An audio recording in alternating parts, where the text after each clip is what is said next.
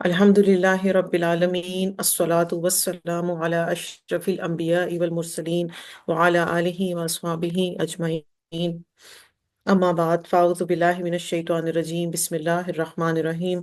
رب اشرح لی صدری ویسر لی امری واحلل عقدۃ من لسانی یفقہوا قولی ربی زدنی علما اللہم فقہنا فی الدین ربی یسر ولا تعسر وتمم بالخیر ربی کا نستعین۔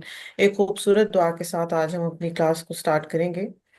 آن لائن والے ساتھی تو اپنی اسکرینز پہ دیکھ لیں گے اور آن سائٹ کو انشاءاللہ ہم شیئر کر دیں گے۔ بڑی خوبصورت دعا آتی ہے، اللہم احسن عاقبتنا فی الامور کلہا واجرنا من خزی الدنیا وعذاب الآخرہ۔ اے اللہ، سب کاموں میں ہمارا انجام اچھا کر دیجئے اور ہمیں دنیا کی رسوائی اور آخرت کے عذاب سے بچا لیجئے۔ کل جب ہم پڑھے تھے نا، پارہ نمبر 14 کر رہے تھے کل ہم، تو بار بار رسوائی کا اور اس کا ذکر آ رہا تھا، تو پھر دل میں یہ خیال اللہ نے ڈالا کہ کیوں نہ ہم اپنے لیے ایسی دعا بھی مانگ لیں جس میں ہم اپنے لیے دنیا اور آخرت کی عذاب اور رسوائی دونوں سے اپنے آپ کو پروٹیکٹ کر لیں۔ آمین۔ سٹارٹ کرتے ہیں پارہ نمبر 15۔ بسم اللہ الرحمن الرحیم۔ سبحان الذی، پاک ہے وہ جو اسرا لے گیا بعبدہ اپنے بندے کو، لیلا من المسجد، رات کے ایک حصے میں مسجد حرام سے، الی المسجد الاقصی، طرف مسجد اقصی کے، الذی وہ جو بارکنا، برکت دی ہم نے، حولہ اس کے ارد گرد کو، لنوریہ تاکہ ہم دکھائیں اسے، من آیاتنا اپنی نشانیوں میں سے، انہ هو السمیع البصیر، بے شک وہ وہی خوب سننے والا خوب دیکھنے والا ہے۔ یہ سورہ جو ہے بنی اسرائیل، اس کا ایک اور نام ہے، سورہ اسراء بھی اس کو کہتے ہیں، اور یہ مکی سورہ ہے۔ آپ صلی اللہ علیہ وسلم کو رات کو مسجد اقصی کی طرف لے جانے کا واقعہ اس پہلی آیا کے اندر آیا ہے۔ اور آپ صلی اللہ علیہ وسلم نے فرمایا کہ سورہ الکہف، مریم اور اسراء یہ ابتدائی دور میں مکہ میں نازل ہوئی تھی، اور آپ صلی اللہ علیہ وسلم ہر رات اس سورہ کو ریسائٹ کیا کرتے تھے۔ اور اس کے علاوہ اسراء کا مقصد کیا تھا کہ اللہ سبحانہ تعالیٰ اپنے بندے کو زمین سے لے کے گئے، اور یہ جو واقعہ تھا یہ فزیکلی ہوا تھا، یہ کوئی خواب میں نہیں ہوا تھا، یا یہ کوئی اسپرچل صرف معاملہ نہیں تھا، یہ فزیکلی ہوا تھا کہ آپ صلی اللہ علیہ وسلم کو اللہ سبحانہ وتعالیٰ جو ہے وہ معجزات اور عجائب دکھائے، براق پر سوار کروا کر، اور پھر معراج کے آسمانوں پر لے گئے، سدرۃ المنتہا تک جو ہے آپ کو لے کے جایا گیا، یہاں پر آپ کو نماز ایز اے گفٹ دی گئی، پھر جہنم کو مشاہدہ کروایا گیا اور اس کے آپ نے دیکھا، پھر جنت کا مشاہدہ آپ کو کروایا گیا، تاکہ آپ جو ہیں عینی مشاہدہ کر لیں اپنی آنکھوں سے جب آپ سب چیزیں دیکھیں گے، کیونکہ آپ کے اوپر ایک بہت بڑی ذمہ داری تھی نبوت کی اور پیغام کو آگے پہنچانے کی۔ اور ایسا ہوتا ہے کہ جو چیز ہم اپنی آنکھوں سے دیکھ لیتے ہیں نا، یا جو کام ہم پریکٹیکلی کر لیتے ہیں، اس کا ہمارا یقین اور اسٹرینتھن ہو جاتا ہے ایز کمپیئر ٹو سنی سنائی۔ تو یہ تو معاملہ بھی کتنا جو ہے وہ سنگین ہے اور مشکل ہے اور کمپلیکیٹڈ ہے، تو اس لیے کیا کیا کہ آپ صلی اللہ علیہ وسلم کو فزیکلی جو ہے وہ آبزرو کروایا گیا، اور آپ اسراء میں مکہ سے مسجد اقصی تک، پھر مسجد اقصی سے 7 آسمانوں تک جو آپ کا جانا ہے اس کو معراج کہتے ہیں۔ یہ واقعہ کب پیش آیا اس کے بارے میں اسکالرز کے ڈفرینٹ اوپینین ہیں، اصل اس کی اللہ ہی جانتا ہے۔ ہمارے لیے سیکھنے کا کیا موقع ہے؟ ہمارے لیے سیکھنے کی بات یہ ہے کہ ہم اس سے اپنے لیے لیسن لیں، نہ کہ یہ ڈیٹس کے اوپر پڑ جائیں، نہ تو ایئرز کو ڈسکس کرنے لگ جائیں۔ پھر یہ کہ آپ صلی اللہ علیہ وآلہ وسلم کو جب جہنم دکھائی گئی تو وہاں پر آپ نے کچھ لوگوں کو دیکھا جن کے جو تھے پیتل کے ناخن تھے، اور اس سے وہ اپنی چیسٹ کو جو ہے نا وہ اسکریچ کر رہے تھے، تو جب آپ نے پوچھا تو آپ کو بتایا گیا کہ یہ وہ لوگ ہیں جو غیبت کرتے ہیں۔ پھر اس کے بعد آپ کو سخت سمیلی ایک جگہ تھی اور اس کے پاس مشاہدہ کروایا گیا، اور وہاں پر ایک بہت تنگ منہ والا، آپ اس کو کہہ لیں جیسے ایک تنور ہوتا ہے، وہ تھا، اور جب ایک دم آگ تیزی سے بھڑکتی تھی تو سب لوگ چیخیں مارتے تھے، اس میں سے باہر نکل جاتے تھے اور پھر واپس آ جاتے تھے۔ تو جب آپ نے پوچھا کہ یہ کون لوگ ہیں تو آپ کو بتایا گیا کہ یہ زنا کرنے والے مرد اور عورتیں ہیں۔ تو اس طرح اور بھی کافی لمبی ڈیٹیلز آتی ہیں، تو انشاءاللہ جب ہم ان ڈیپتھ اپنا پارا کریں گے تو پھر ہم ان کو انشاءاللہ ایک ایک کر کے پڑھ لیں گے۔ یہاں پر مقصد ہمارا یہ ہے کہ ہم یہ اللہ سبحانہ و تعالیٰ کی قدرت جو ہے وہ اس کو سمجھے کہ اللہ پاک اس بات پر قادر ہیں کہ اپنے بندوں کو کہاں سے کہاں اللہ پاک لے گیا، اور آپ صلی اللہ علیہ وآلہ وسلم کو ساری آبزرویشن کروائی، اور دی ہم نے موسیٰ علیہ السلام کو کتاب، اور بنایا ہم نے اسے ہدایت کا ذریعہ بنی اسرائیل کے لیے کہ نہ تم بناؤ میرے سوا کوئی کارساز۔ اور آپ صلی اللہ علیہ وسلم کے فوراً بعد موسیٰ علیہ السلام کا ذکر کر دیا گیا یہاں پر۔ تورات سے اللہ پاک نے آپ کو نوازا، اور اس کے علاوہ آپ صلی اللہ علیہ وسلم کو تسلی بھی کروائی گئی ہے، ایسے کہ جیسے موسیٰ علیہ السلام نے بھی مشکلات پیش آئی ہیں انہیں بھی دین کا کام کرنے میں، تو نیچرلی آپ کے لیے بھی اپس اینڈ ڈاؤنز آئیں گے، تو آپ نے اس تسلی میں رہنا ہے اور اپنے لیے لرننگ لیتے رہنا ہے۔ اے اولاد ان کی جنہیں سوار کیا ہم نے ساتھ نوح علیہ السلام کے، بے شک وہ تھا وہ بندہ شکر گزار، اور فیصلہ سنا دیا ہم نے بنی اسرائیل کو کتاب میں، البتہ تم فساد کرو گے زمین میں دو بار، اور البتہ تم ضرور سرکشی کرو گے، سرکشی بہت بڑی۔ تو اللہ کو آنے والے حالات کا علم ہوتا ہے، اپنے کامل علم کی وجہ سے اللہ سبحانہ تعالیٰ حال، ماضی، مستقبل ہر معاملے کو جانتے ہیں، کیونکہ تقدیر بھی اللہ سبحانہ تعالیٰ نے لکھی ہے نا۔ اللہ پاک نے کیا فرمایا تھا جب قلم کو کریٹ کیا گیا، جب قلم کو بنایا گیا، تو اللہ سبحانہ تعالیٰ نے اسے کہا کہ قیامت تک آنے والے جو ہیں وہ سارے معاملات لکھو، اور قلم نے سب کچھ لکھ دیا، اور اس کے بعد حدیث کے الفاظ آتے ہیں کہ پھر تختیاں خشک ہو گئی، یعنی کہ تقدیر کے اندر جو لکھتا گیا وہ ہو کر رہنا ہے، اللہ کہ کوئی دعا یا کوئی صلہ رحمی جو ہے وہ اس کو ٹرانسفارم کر سکتی ہے اللہ کے حکم سے۔ تو اللہ سبحانہ و تعالیٰ نے پھر لوگوں کو ڈفرینٹ رسپانسبلٹی دے کر آزمایا، اور علم کے مطابق، مگر ان لوگوں نے پھر بھی کیا کیا؟ زمین پر فساد کیا۔ پھر جب آ گیا وعدہ ان دونوں میں سے پہلا، بھیجا ہم نے تم پر اپنے بندوں کو لڑائی کرنے والے شدید، اور وہ گھس گئے اندر شہروں کے، اور تھا وہ ایک وعدہ ہو کر رہنے والا۔ تو بنی اسرائیل کی جب نافرمانیاں حد سے زیادہ بڑھ گئیں، تو بابل کے بادشاہ بخت نصر نے ان پر حملہ کیا، ان کا قتل عام کیا، اور ایک مدت دراز تک جو ہے ان کو غلامی اور تنگ دستی میں رکھا۔ اور پھر اس کے بعد ایران کے بادشاہ نے بھی اسی طرح ان کے ساتھ کیا، اور اس سے ہمیں یہ پتا چل رہا ہے، ہمارے لیے یہ لیسن ہے کہ جب انسان بدعملیوں پہ اتر آتا ہے تو پھر مختلف حکمرانوں کے تھرو یا ظالم بادشاہوں کے تھرو جو ہے وہ اس کو اللہ سبحانہ و تعالیٰ آزمائش میں ڈال دیتے ہیں۔ پھر لوٹا دی ہم نے تمہارے لیے باری ان پر، اور مدد دی ہم نے تمہیں ساتھ مالوں اور بیٹوں کے، اور کر دیا ہم نے تمہیں زیادہ تعداد میں۔ ان احسنتم لانفسکم، اگر بھلائی کی تم نے تو بھلائی کی اپنے ہی لیے، اور اگر برا کیا تم نے تو وہ بھی اپنے ہی لیے کیا۔ پھر جب آ جائے گا وعدہ دوسری بار، تاکہ وہ بگاڑ دیں چہرے تمہارے، اور تاکہ وہ داخل ہو مسجد میں جیسا کہ وہ داخل ہوئے ہیں اس سے پہلے، اور تاکہ وہ تباہ کر دیں جس پر وہ غلبہ پائیں، بری طرح تباہ کرنا۔ تو بڑی اسرائیل کا دوسرا فساد اور پھر ان کی سزا کا یہاں پر ذکر ہے۔ انہوں نے بھی کیا کیا تھا؟ زکریا علیہ السلام کو بھی قتل کر دیا تھا، اور عیسیٰ علیہ السلام کو قتل کرنے کا پروگرام بنا رہے تھے، تو اللہ سبحانہ و تعالیٰ نے ان کو بچا کر زندہ پورا کا پورا اٹھا لیا۔ پھر ایز اے پنشمنٹ کیا ہوا؟ ان پر رومی بادشاہ ٹیٹس کو مسلط کر دیا گیا۔ اس نے یروشلم پر حملہ کر کر بہت سے لوگوں کو قتل کیا، قیدی کر بنایا، پھر بیت المقدس اور ہیکل سلیمانی کو شدید نقصان پہنچایا، ان کے ریلیجس اسکرپچرز کو پیروں تلے روندا، اور ہمیشہ کے لیے بیت المقدس سے جلا وطن کر دیا گیا، اور یہ 70 عیسوی کا واقعہ بتایا جاتا ہے۔ اور ابھی لیٹسٹ جو ہسٹری کے اندر آپ دیکھتے ہیں تو یہودیوں کے ساتھ آپ سب جانتے ہیں کہ ہٹلر نے کیا سلوک کیا، اور ہٹلر کہتا تھا کہ میں نے سارے یہودیوں کو نہیں مارا، کچھ میں نے اس لیے چھوڑ دیے تاکہ لوگ اس بات کو جانیں کہ یہ کیسے لوگ تھے اور ان کے ساتھ کیسا سلوک کرنا ضروری تھا۔ اینی ویز یہ اس کا پرسپیکٹو تھا۔ عسیٰ امید ہے ربکم رب تمہارا ان یرحمکم کہ وہ رحم کرے گا تم پر، وَإِن اور اگر تم لوٹو گے تم عدنا لوٹیں گے ہم، وجعلنا اور بنایا ہم نے جہنم للکافرین حصیرا جہنم کو کافروں کے لیے قید خانہ۔ یعنی کہ یہاں پر یہ بتایا جا رہا ہے کہ اگر تم اپنی غلطیوں سے توبہ نہیں کرو گے، واپس نہیں پلٹو گے، تو پھر آخرت کے عذاب کے لیے تیار رہو۔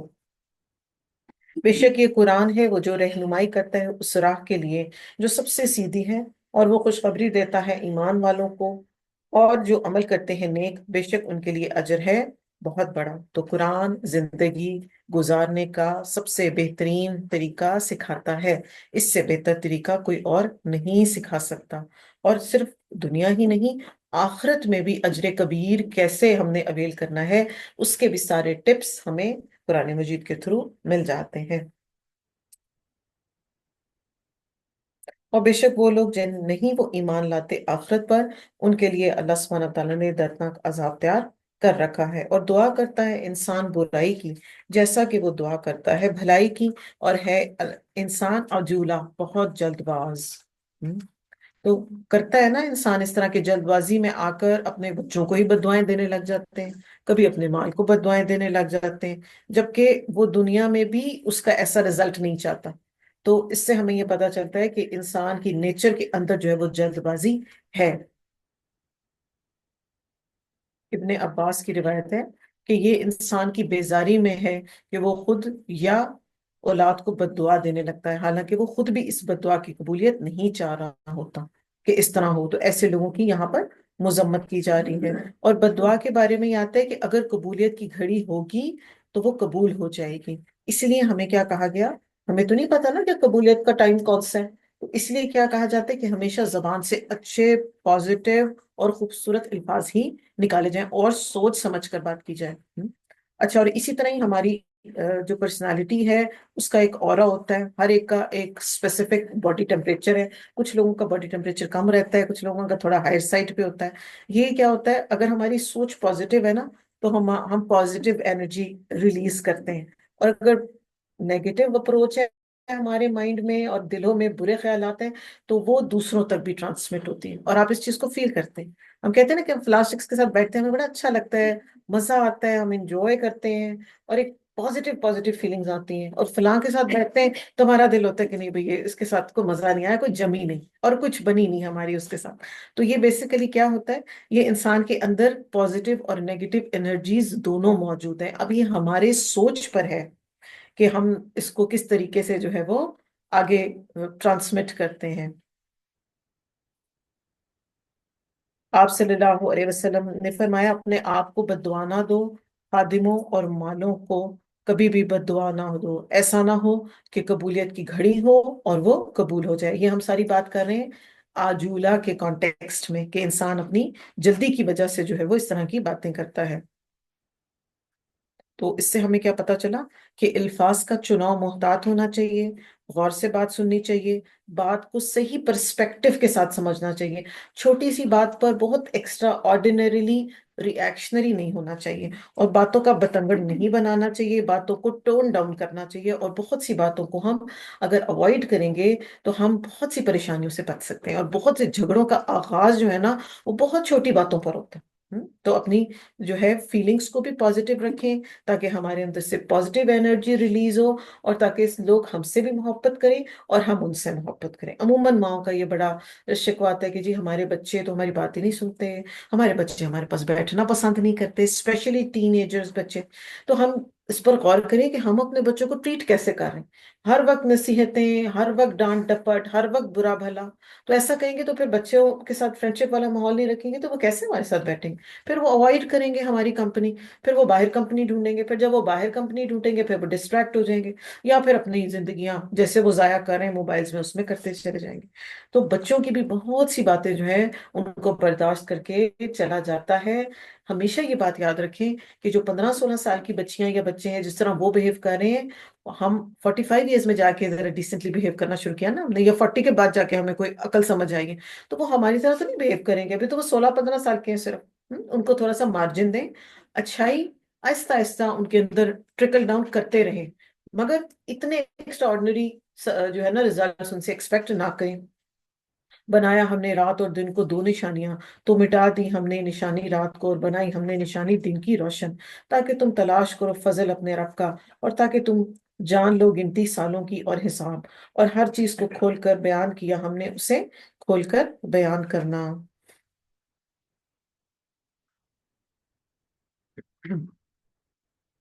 تو یہاں پر اللہ سبحانہ تعالیٰ نے دن اور رات کی دو نیک بڑی نشانیوں کو مینشن کیا ہے۔ اور ہر انسان کو لازم کر دیا ہم نے، اس کا شگون اس کی گردن میں ہے، اور ہم نکالیں گے اس کے لیے دن قیامت کے ایک کتاب، اور وہ پائے گا اسے کھلا۔ تو ہر انسان کا نامہ اعمال جو ہے وہ لکھا جا رہا ہے، اور نحوست جو ہے وہ برے اعمال کی ہوتی ہے، کالی بلی کی، یا 13 نمبر میں کوئی نحوست نہیں ہوتی۔ اقرا پڑھو کتابہ کا، کتاب اپنی، کفا کافی ہے، بھی نفسی کا، تیرا نفسی، الیوم آج، علیہ کا حسابہ تجھ پر حساب لینے والا۔ قتادہ جو کہ ایک مفسر قرآن ہے کہتے ہیں کہ دنیا میں جو شخص ان پڑھ تھا، قیامت والے دن اس کو اپنا نامہ اعمال پڑھنے کی صلاحیت دے دی جائے گی۔ تو وہ اپنے نامہ اعمال کو، ہر انسان جو ہے وہ خود پڑھے گا۔ امیجن کہ زمین اور آسمان کے اولین اور آخرین سب لوگ اکٹھے ہیں، اور ہر شخص جو ہے وہ اپنا اپنا نامہ اعمال خود کھول کے پڑھ رہا ہے اس وقت، اور پن ڈراپ سائلنس ہوگا، اور سب وہاں پر موجود ہوں گے۔ اس دن کی تیاری کی طرف ہم سب نے فوکس کرنا ہے، اور اس دن کی رسوائی سے ہم نے آپ کو بچانے کی آج انشاءاللہ کوشش کرنی ہے۔ اچھا، جہاں پر دن اور رات کی بات ہو رہی تھی نا، آیت نمبر 12 میں، وہاں پر ایک امپورٹنٹ پوائنٹ ہے کہ دن اور رات جو ہے نا اللہ کی رحمت کی نشانیاں بھی ہیں۔ رات کو میلیٹونن ایک نیچرل ہارمون ہماری باڈی ریلیز کرتی ہے، جو کہ ہمیں نیند لے کر آنے میں ہیلپ آؤٹ کرتا ہے۔ پھر اس کے بعد ہمارا جسم جو ہے وہ آٹو ڈیٹاکسیفیکیشن پہ بھی چلا جاتا ہے رات کے ٹائم۔ اس لیے رات اور دن کو جو ہے وہ اللہ کی رحمت بھی کہا گیا، اور دن میں روزگار اور اللہ کا فضل تلاش کرنے کے لیے انسان جو ہے وہ ایکٹیویٹیز کرتا ہے۔ جو ہدایت پا گیا تو بے شک وہ اپنے ہی نفس کے لیے ہدایت پا گیا، اور جو گمراہ ہوا تو بے شک وہ بھٹکتا ہے اپنے ہی خلاف، اور نہ وہ بوجھ اٹھائے گا کوئی بوجھ اٹھانے والا بوجھ کسی دوسرے کا، اور نہیں ہے ہم عذاب دینے والے یہاں تک کہ ہم بھیجیں کوئی رسول۔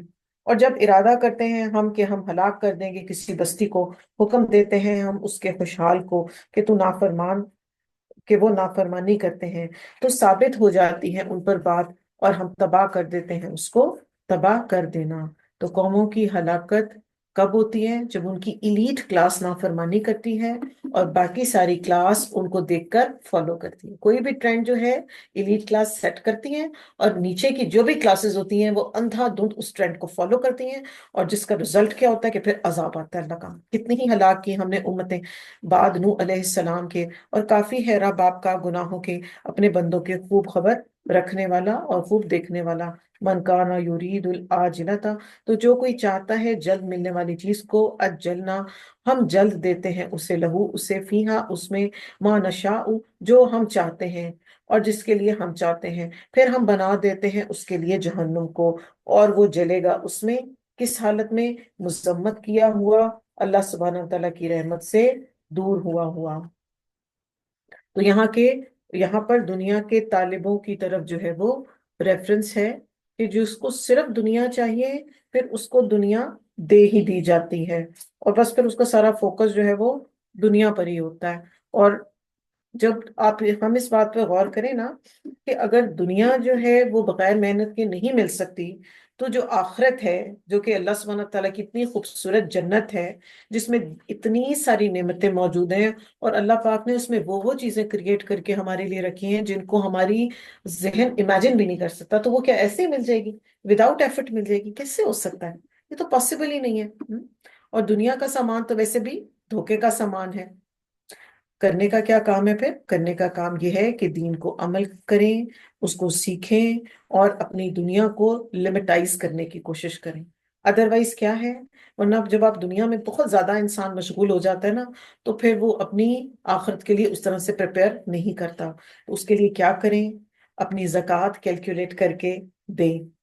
کچھ لوگ بس اتنے پیسے بنتے ہیں، پچھلے سال بھی اتنے تھے، بس دے دی ختم ہو گئی۔ اب جو گولڈ کا ریٹ لاسٹ ایئر تھا وہ اس دفعہ تو نہیں ہے نا، فرق ہو گیا نا۔ اور جو ریسورسز ہمارے پاس لاسٹ ایئر تھے اب تو نہیں ہے، زیادہ ہو گئے نا، یقیناً زیادہ ہو گئے ہوں گے۔ تو پھر کیا کریں؟ اپنی نماز کو درست کریں، سب سے پہلے جو آپ کا فنڈامنٹل ہے اس کو کریکٹ کریں، پھر اپنے سارے فرائض کے علاوہ حج کو ادا کریں، اور سب سے امپورٹنٹ فریضہ جو ہم سب پر ہے وہ کیا ہے؟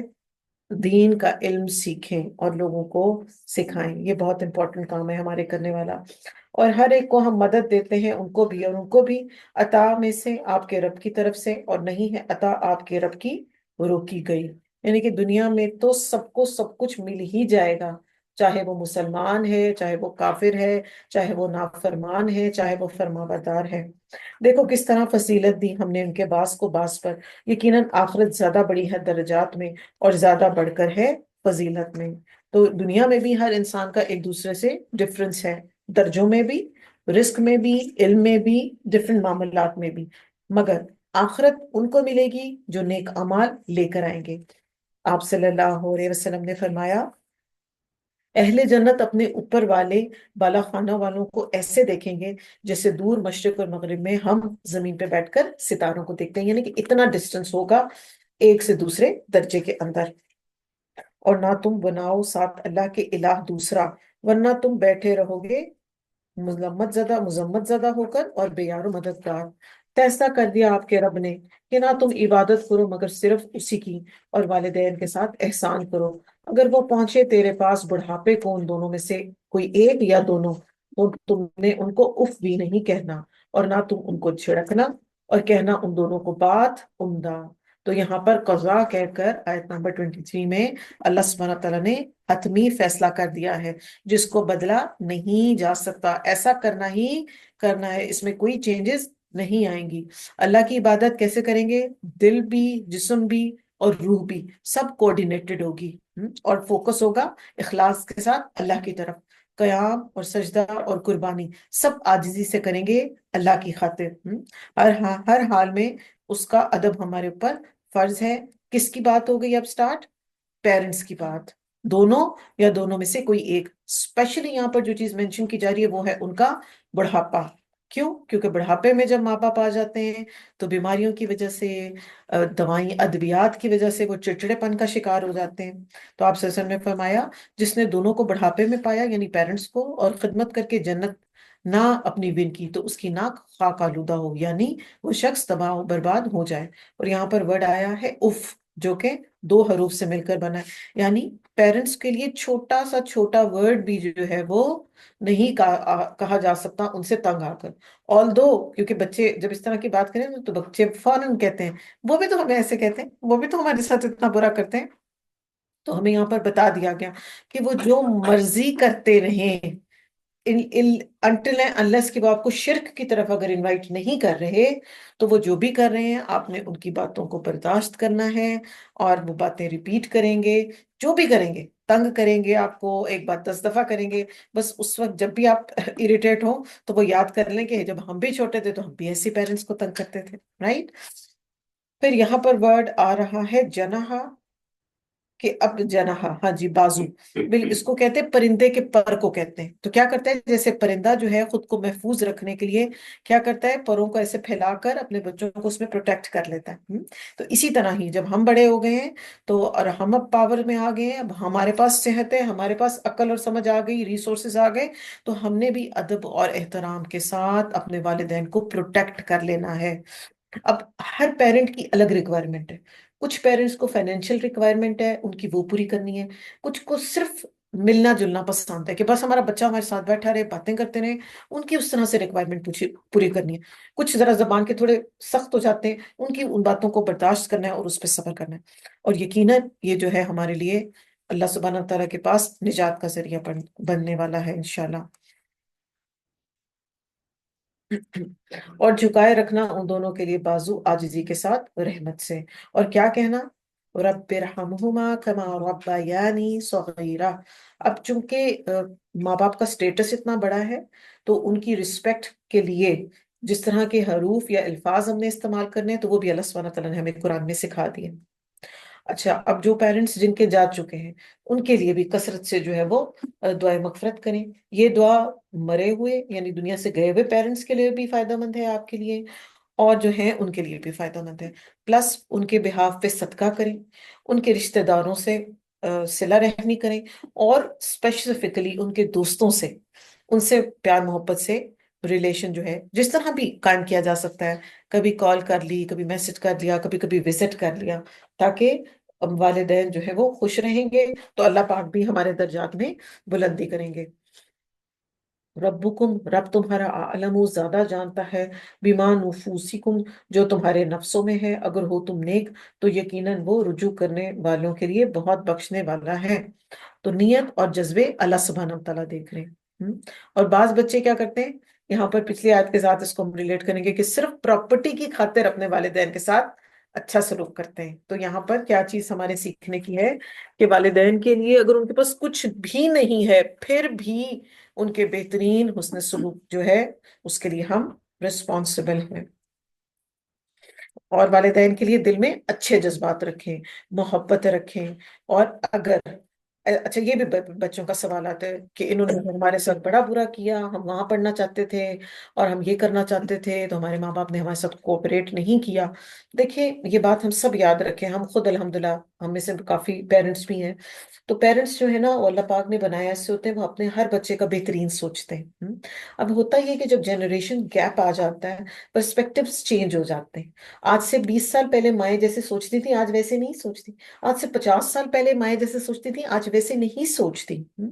तो अगर वाकई उनके बिहाफ पर कोई ऐसी ज्यादती हो गई और उन्होंने तरबियत में कोई कमी रह गई, तो ये बात याद रखें कि वो भी इंसान है, वो फरिश्ते नहीं हैं।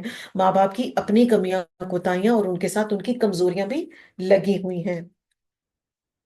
और दो कराबतदारों को हक उसका, और मसाकीन और मुसाफिरों को। और ना तुम खर्च करो, बेजा खर्च करना तबदीरा। तो रिश्तेदार महरम हो या ना महरम हो, उनकी मदद की जाएगी, चाहे वो माँ की तरफ से हो या बाप की तरफ से। और पैसों को जाया नहीं करना। अगली आयत में अल्लाह सुब्हानहू व तआला क्या फरमा रहे हैं, इन्नल मुबद्दिरीना, बेशक फजूल खर्च लोग, कानू है वो, इखवाना, इखवान शयातीन, शैतानों के भाई, वकान शैतानु, और है शैतान, ली रब्बी ही कफूरा, अपने रब का बहुत नाशुक्रा। तो माल को जाया करना दरअसल क्या है, नाशुक्री है। क्योंकि अल्लाह सुब्हानहू व तआला ने ये इंसान को दिया, उस और उसके साथ मेहनत वो करता है ना। माल जो है उसको बनाने के लिए, उसको मल्टीप्लाई करने के लिए एफर्ट करनी पड़ती है ना। तो जो भी आपने एफर्ट की उसको भी जाया किया, अल्लाह की नाफरमानी भी की। और फिर अगर आप बेजा शॉपिंग्स में अपने पैसे को जाया करेंगे, तो फिर जहां पर खर्च करने की जरूरत है, गरीबों पर खर्च करने की जरूरत है, दीन के कामों के लिए खर्च करने की जरूरत है, वहां पे तो आपके पास पैसे नहीं बचेंगे ना। फिर आपने तो सारे पैसों की शॉपिंग कर ली अपनी पर्सनल, तो फिर अल्लाह के कामों में कहाँ से पैसे लगाएंगे। तो इसलिए कैश को, पैसों को जाया करने से मना किया गया। और हमारे पर्सपेक्टिव में स्पेशली शादी ब्याह के मौकों पर कर्ज ले ले कर जो है वो पैसे बड़े स्केल पर खर्च किए जाते हैं। और कैसे, झूठी इज्जत बनाने के लिए। और अनफॉर्चुनेटली झूठी इज्जत बन भी नहीं पाती, कोई ना कोई कमी रह जाती है और लोग उसको देख के बैठे होते हैं। आपने जितना मर्जी अच्छा डेकोर करा लिया, 10 लाख का अपनी बच्ची को सूट भी पहना दिया, सब कुछ अच्छा हो गया, खाने में कोई एक डिश खराब हो गई, लोग बस उसी पर फोकस रखेंगे। तो करने का क्या काम है, वो करें जो आप कंफर्टेबल होकर कर सकते हैं, अपने आप को मुश्किल में ना डालें। और अल्लाह के नापसंदीदा तरीन कामों में से है, आप सल्लल्लाहु अलैहि वसल्लम ने फरमाया, अल्लाह तुम्हारे लिए 3 बातों को नापसंद करते हैं। नंबर 1, इधर उधर की फजूल बातें। नंबर 2, माल को जाया करना। नंबर 3, बकसरत सवाल करना। आप सल्लल्लाहु अलैहि वसल्लम ने फरमाया, ये हदीस तो बिल्कुल ऐसे लगता है कि जैसे हमारे दौर पे फिट बैठती है। अनकरीब मेरी उम्मत में ऐसे लोग आएंगे जो तरह तरह के खाने और कलरफुल ड्रिंक्स पिएंगे, तरह तरह के कपड़े पहनेंगे और गुफ्तगू में बद एहतियाती करेंगे। और माल को जाया करेंगे और तरह तरह की सवारियों पर सवार होंगे। फरमाया, ये मेरी उम्मत के बदतरीन लोग होंगे। अल्लाह ताला हमें ऐसे लोगों में शामिल ना कीजिएगा। और अगर तुम एराज करते हो इनसे, चाहने को रहमत अपने रब की, तुम उम्मीद रखते हो जिसकी, तो कहना इनसे बात आसान, नरमी और उम्दगी से बात करें और इंसल्ट किसी की ना करें। और ना तुम रखो हाथ अपना बंधा हुआ तरफ अपनी गर्दन के, और ना तुम फैलाओ इसे पूरा फैला देना, बस तुम बैठ जाओगे मुलामत ज़दा, हसरत ज़दा होकर। और फजूल खर्ची से हमें मना किया गया कि जब आप फजूल खर्च हो जाते हैं ना, तो फिर क्या होता है कि आपके लिए, अपने लिए भी रिसोर्सेज जो है वो लिमिटेड हो जाते हैं। तो करना क्या है, राह कौन सी पर इख्तियार करनी है, दरमियानी राह इख्तियार करनी है। उतना खर्च करना है जितना अपने पास भी कुछ रिजर्व में रहे। महसू महसूरन, हैरत हसरत ज़दा होकर महसूरन, कहते हैं उस जानवर को कहते हैं जो चल चल कर थक जाता है। तो माल जाया करने वाले का भी यही हाल होता है कि एक दिन वो अपनी इस गलतियों पर पछताता है। और बहुत से, आप जब गूगल पर सर्च करेंगे तो आप देखेंगे मिलेनियर्स, बिलियनियर्स और ट्रिलियनियर्स थे, अपने गलत मैनेजमेंट की वजह से वो आज बिल्कुल ही सड़क पर आ गए। बेशक रब आपका कुशादा करता है रिस्क को जिसके लिए वो चाहता है, और तंग करता है। बेशक वो अपने बंदों को पूरी तरह खबर रखने वाला और खूब देखने वाला है। और ना तुम कत्ल करो अपनी औलाद को मुफलिसी के डर से, हम रिस्क दे रहे हैं उन्हें और तुम्हें। बेशक कत्ल करना उनका एक खता है जो कि बहुत बड़ी है, और हर दौर में ये कबाहत रही है लोगों में एबॉर्शन की, और खास तौर से फीमेल इन्फेक्टेड की, कि फीमेल बच्चियों को जो है वो अबॉर्ट कर दिया जाता है। तो बेशक पेट के बच्चे को कत्ल करने की दियत भी देना होती है, और उसका कफारा भी होता है, 2 माह के मुसलसल रोजे रखने पड़ते हैं। और ना तुम करीब जाओ ज़िना के, यकीनन वो बेहयाई है और बहुत बुरा रास्ता है। और ना तुम कत्ल करो किसी जान को जिसको हराम किया अल्लाह ने मगर हक के साथ। तो जो कोई कत्ल किया गया मजलूम, तो तहकीक बनाया हमने उसके वली के लिए इख्तियार, तो ना वो ज्यादती करे कत्ल में, बेशक वो मदद किया हुआ है। तो मकतूल के वारिसों को हक दिया गया है कि वो बदला ले सकते हैं। और ना तुम करीब जाओ यतीम के माल के, मगर साथ इस तरीके के वो जो ज्यादा अच्छा है, यहाँ तक कि पहुंच जाए अपनी जवानी को। और पूरा करो अहद को, बेशक अहद पूछा जाने वाला है, यानी मीसाक अहद बंदों के दरमियान है या अल्लाह के दरमियान, अहद अलस्त उनके बारे में सवाल किया जाना है हमसे। पूरा करो पैमाना जब तुम तोलो और नापो, 7 तराजू सीधी के, ये बेहतर है और ज्यादा अच्छा है अंजाम के एतबार से। और ना तुम पीछे पड़ो उसके जो नहीं तुम्हें उसका कोई इल्म, बेशक कान, आंख और दिल हर एक से सवाल किया जाना है। तो बदगुमानी से बचें, टोह में ना रहें, क्योंकि आजाद से भी क़यामत वाले दिन सवाल किया जाना है। जिस चीज का हमारे से डायरेक्ट कोई कनेक्शन नहीं है ना, आप सल्लल्लाहु अलैहि वसल्लम की हदीस का मफहूम आता है कि तुम्हारे इस्लाम की खूबसूरती इसमें है कि हर वो काम छोड़ दो जिसका तुम्हारे से कोई ताल्लुक नहीं। ठीक है, तो हर वो काम जिसका हमारे से डायरेक्ट कोई लेना देना नहीं है, उससे अपने आप को बचा के रखें। क्यों? क्योंकि हमारी फैकल्टी से क़यामत वाले दिन सवाल किया जाना है। ना तुम चलो जमीन में इतराते हुए, हरगिज नहीं तुम फाड़ सकते जमीन को, और हरगिज नहीं तुम पहुंच सकते पहाड़ों की लंबाई में। ये सब काम बुराई के हैं आपके रब के नजदीक और नापसंदीदा। ये उसमें से है जो वही की तरफ आपके रब ने हिकमत में से। ना तुम बनाओ साथ अल्लाह के कोई दूसरा इलाह, वरना तुम डाल दिए जाओगे जहन्नुम में, मुलामत किए हुए और धुतकारे हुए।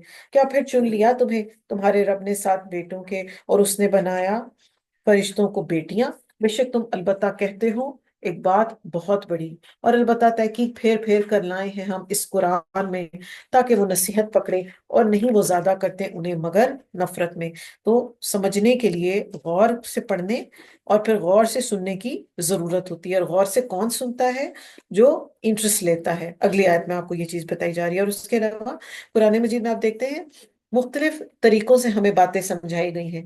कहीं किस्सों के थ्रू समझाया जा रहा है, कहीं एक बात को रिपीटेडली मेंशन किया जा रहा है, कहीं अल्लाह सुब्हानहू तआला की अजमत और कुदरत और किबरियाई हमें बताई जा रही है, ताकि हम जो है वो, और कभी बड़ी इंटरेस्टिंग मिसालों के थ्रू हमें बताया जाता है, ताकि हम अपने लिए उसमें से लेसन डिराइव कर लें। कह दीजिए अगर होते साथ उसके कुछ इलाज, जैसा कि वो कहते हैं, तब अलबत्ता वो तलाश करते तरफ अर्श वाले के कोई रास्ता। पाक है वो और बुलंद तर उससे जो वो कहते हैं बहुत बुलंद और बहुत बड़ा। तस्बीह कर रहे हैं उसी के लिए आसमान और सात जमीन और जो कुछ भी उनमें है, और नहीं कोई चीज मगर वो तस्बीह कर रही उसकी हम के साथ, और लेकिन नहीं तुम समझते उनकी तस्बीह को। बेशक वो है बहुत हिल्म वाला और बहुत बख्शने वाला। तो जब भी वॉक करने को निकलें तो दरख्तों पे गौर करें, परिंदों पे गौर करें, हर चीज जो है वो अल्लाह सुब्हानहू तआला की हम्द और तस्बीह कर रही है। मगर अल्लाह पाक क्या फरमा रहे हैं यहाँ पर कि आपको उसकी समझ नहीं है, आप उसको अंडरस्टैंड नहीं कर सकते। जब पढ़ते हैं आप कुरान, बना देते हैं हम दरमियान आपके और दरमियान उन लोगों के जो नहीं वो ईमान रखते आखिरत पर एक पर्दा छुपा हुआ। तो आप सल्लल्लाहु अलैहि वसल्लम की प्रोटेक्शन के लिए ये आयत आई है कि अबू लहब की बीवी आई थी बड़े जोश में आपके पास, उसके हाथ में पत्थर था, और उस वक्त आप सल्लल्लाहु अलैहि वसल्लम खाना काबा में अबू बकर सिद्दीक के साथ बैठकर कुरान पढ़ रहे थे, या नमाज, या कोई तस्करा, कोई इस तरह की बात आती है। तो आपने फरमाया کہ حضرت ابوبکر صدیق اپسیٹ ہو گئے کہ یہ تو ہماری طرف آ رہی ہے اور اس کے ہاتھ میں پتھر بھی ہے. تو آپ نے فرمایا کہ فکر نہ کرو، یہ عورت ہمیں دیکھ نہیں پائے گی. اور اسی طرح ہی ہوا کہ اللہ سبحانہ تعالیٰ نے اس کی آنکھوں کے آگے ایک ایسا پردہ لگا دیا جس سے وہ آپ کو دیکھ نہ سکتی تھی، اور اس کی نظر کو بند کر دیا گیا. تو اسکالرز یہ کہتے ہیں کہ جب بھی آپ خوف کی سچویشن میں ہو یا نظر بد کا مسئلہ آ رہا ہو تو اس آیت نمبر 45 کو جو ہے وہ پڑھ لیا کریں. اور وہ آپ کو نعوذ باللہ مزمم بھی کہتی تھی، یعنی مذمت کیا ہوا، اتنی زیادہ سخت نفرت کرتی تھی اور دشمنی پال رکھی تھی اس نے. وہ ڈال دیتے ہیں ہم ان کے دلوں پر پردے کہ نہ وہ سمجھ سکیں اسے، اور ان کے کانوں میں بوجھ ہیں. اور جب ذکر کرتے ہیں آپ اپنے رب کا قرآن میں اکیلے اسی کا، وہ پھر جاتے ہیں اپنی پشتوں پر نفرت کرتے ہوئے. ہم زیادہ جانتے ہیں اس کو جو غور سے سنتا ہے. اور جب وہ غور سے سنتے ہیں طرف آپ کے، اور جب وہ سرگوشیاں کرتے ہیں، جب کہتے ہیں ظالم لوگ نہیں تم پیروی کرتے مگر ایک مرد کی جو کہ سحر زدہ ہے. دیکھو کس طرح انہوں نے بیان کی آپ کے لیے مثالیں، تو وہ خود ہی بھٹک گئے، بس نہیں وہ استطاعت رکھتے کسی رستے کی. تو کیسے ہدایت پا سکتے ہیں؟ خود بھی ایک بات نہیں کرتے، ان کی اپنی باتوں میں کانٹرڈکشن ہے. نعوذ باللہ. آپ صلی اللہ علیہ وسلم کو نعوذ باللہ کبھی ساحر کہتے ہیں اور کبھی مجنون کہتے ہیں. تو ایسے لوگوں کو کیسے ہدایت مل سکتی ہے؟ اور وہ کہتے ہیں کہاں کیا جب ہم ہڈیاں ہو جائیں گے اور چورا چورا تو آپ البتہ اٹھائے جائیں گے پیدا کر کے نئے سرے سے. کہہ دیجئے ہو جاؤ پتھر یا لوہا یا کوئی اور مخلوق اس سے بھی جو تمہارے سینوں میں بڑی ہے، بس عنقریب وہ کہیں گے کون لوٹائے گا ہمیں. کہہ دیجئے وہ جس نے پیدا کیا تمہیں پہلی مرتبہ، تو عنقریب وہ ہلائیں گے طرف آپ کے اپنے سروں کو، اور وہ کہیں گے کب ہے؟ کہہ دیجئے امید ہے کہ وہ قریب ہی ہو. تو اللہ پاک یہاں پر یہ کہہ رہے ہیں کہ پہلی بار تو پھر بھی کسی چیز کو بنانا مشکل ہوتا ہے، دوسری بار تو ویسے ہی آسان ہو جاتا ہے. اور اس کے علاوہ اللہ پاک یہ فرما رہے ہیں کہ چاہے پتھر یا لوہا یا ہڈیاں تو پھر بھی ویک ہوتی ہیں نا پتھر کے مقابلے میں، تو اس سے بھی اگر اسٹرانگ کوئی میٹل میں بھی انسان کنورٹ ہو جائے تو اللہ پاک اس کو بھی دوبارہ ریکریٹ کر سکتے ہیں. جس دن پکارے گا تمہیں، بس تم جواب دو گے ساتھ اس کی ہم کے، اور تم سمجھ جاؤ گے کہ نہیں تم ٹھہرے مگر بہت تھوڑا. قُلِ عبادی، اور کہہ دیجئے میرے بندوں کو، یقولو وہ کہیں، التی وہ بات جو بھی احسن وہ جو زیادہ اچھی ہے، ان الشیطان بے شک شیطان، ینزغ بینہم فساد ڈلواتا ہے ان کے درمیان، ان الشیطان یقیناً شیطان، کانا ہے للانسانی عدوا مبینا ان کے لیے ایسا دشمن جو کھلم کھلا ہے.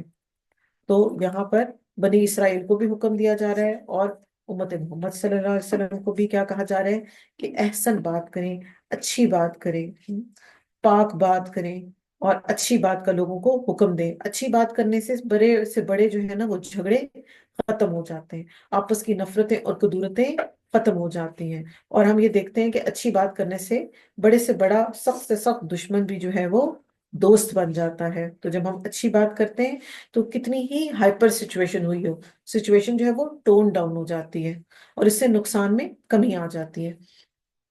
اور یہ شیطان کو یہاں پر بیان کیا گیا کہ یہ انسان کا جو ہے وہ سب سے بڑا دشمن ہے. وہ باتوں کے تھرو ایسے الفاظ ہمارے منہ سے نکلوا دیتا ہے کہ بات جو ہے وہ بڑھ جاتی ہے. جب آپ دیکھتے ہیں نا، نوٹ کرتے ہیں کہ کبھی ایکسیڈنٹ کا معاملہ ہو جاتا ہے سڑک پہ، ایک سائڈ اونچی بول رہی ہے، دوسرا اونچا بول رہا ہے، ایک نے مارنا شروع کیا دوسرے نے مارنا شروع کیا، بات بڑھ گئی. تو اگر ایک سائڈ کسی طرح سے ٹون ڈاؤن کر جائے گی تو نیچرلی معاملہ اتنا نہیں بھڑکے گا. رب تمہارا خوب جانتا ہے تمہیں، اگر وہ چاہے وہ رحم کرے تم پر، یا اگر وہ چاہے وہ عذاب دے تمہیں، اور نہیں بھیجا ہم نے آپ کو ان پر ذمہ دار بنا کر. رب آپ کا خوب جانتا ہے اسے جو آسمانوں میں اور زمین میں ہے. البتہ تحقیق فضیلت دی ہم نے بعض نبیوں کو بعض پر، اور دی ہم نے داؤد علیہ السلام کو زبور. اللہ کے چنے ہوئے بندے تھے داؤد علیہ السلام بھی. کہہ دیجئے پکارو ان کو جنہیں سمجھتے ہو تم اس کے سوا معبود، تو نہیں وہ مالک ہو سکتے دور کرنے کے تکلیف کو تم سے اور نہ ہی بدلنے کے، یعنی وہ کچھ بھی کرنے کے کیپیبل نہیں ہے. یہ لوگ جنہیں وہ پکارتے ہیں وہ خود تلاش کرتے ہیں اپنے رب کی طرف ذریعہ یعنی وسیلہ، کون ان میں سے زیادہ قریب ہے، اور وہ امید رکھتے ہیں اس کی رحمت کی اور وہ ڈرتے ہیں اس کے عذاب سے. بے شک عذاب آپ کے رب کا ڈرنے کی ہی چیز ہے۔ تو مشرکین جن ہستیوں کے ذریعے اللہ کا قرب چاہتے تھے، وہ سب تو خود اللہ کی رحمت کے امیدوار ہیں۔ مشرکین کس کو پکارتے تھے؟ فرشتوں کو۔ تو فرشتے تو خود اللہ کے حکموں پہ ڈیپینڈنٹ ہیں، فرشتے تو اپنے ان پہ کچھ بھی نہیں کر سکتے نا۔ اور اسی طرح ہی جو بھی نیک لوگ ہیں، جو بھی چلے گئے ہیں دنیا سے، وہ تو سب اللہ پر ڈیپینڈنٹ ہے۔ تو پھر ان سے مانگنے کا کیا فائدہ ہوا؟ کوئی فائدہ نہیں ہوا۔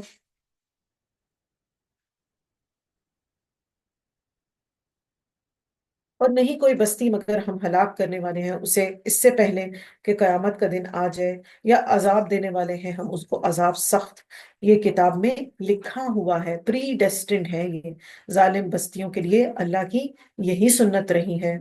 اور نہیں روکا ہمیں کہ ہم بھیجے نشانیاں، مگر اس بات پہ کہ جھٹلایا اپنے پہلو نے، دی ہم نے سمود کو اونٹنی واضح نشانی تو انہوں نے ظلم کیا اس کے ساتھ، اور نہیں ہم بھیجتے نشانیاں مگر ڈرانے کے لیے۔ اور جب کہا ہم نے آپ کو، بے شک آپ کے رب نے گھیر لیا ہے لوگوں کو، اور نہیں بنایا ہم نے اس منظر کو، وہ جو دکھایا ہم نے آپ کو مگر ایک آزمائش لوگوں کے لیے، اور اس درخت کو بھی جو لعنت کیا گیا قرآن میں، اور ہم ڈراتے ہیں انہیں تو نہیں وہ زیادہ کرتا انہیں مگر سرکشی میں بہت بڑی۔ تو معراج کی طرف یہاں پر پھر ریفرنس آیا کہ آپ صلی اللہ علیہ وسلم کو جنت و جہنم کا جو مشاہدہ کروایا گیا، اور یہاں پر کون سے درخت کی طرف ذکر ہے؟ زقوم کی طرف، جو کیا ہے؟ جو جہنمیوں کا کھانا ہے، جو کہ سخت کڑواہٹ والا ہے، اور اندر سے سب کچھ جلا دینے والا بھی ہے۔ تو اللہ سبحانہ تعالیٰ سے دعا ہے کہ اللہ پاک ہمیں اس سے بچا کے رکھنا۔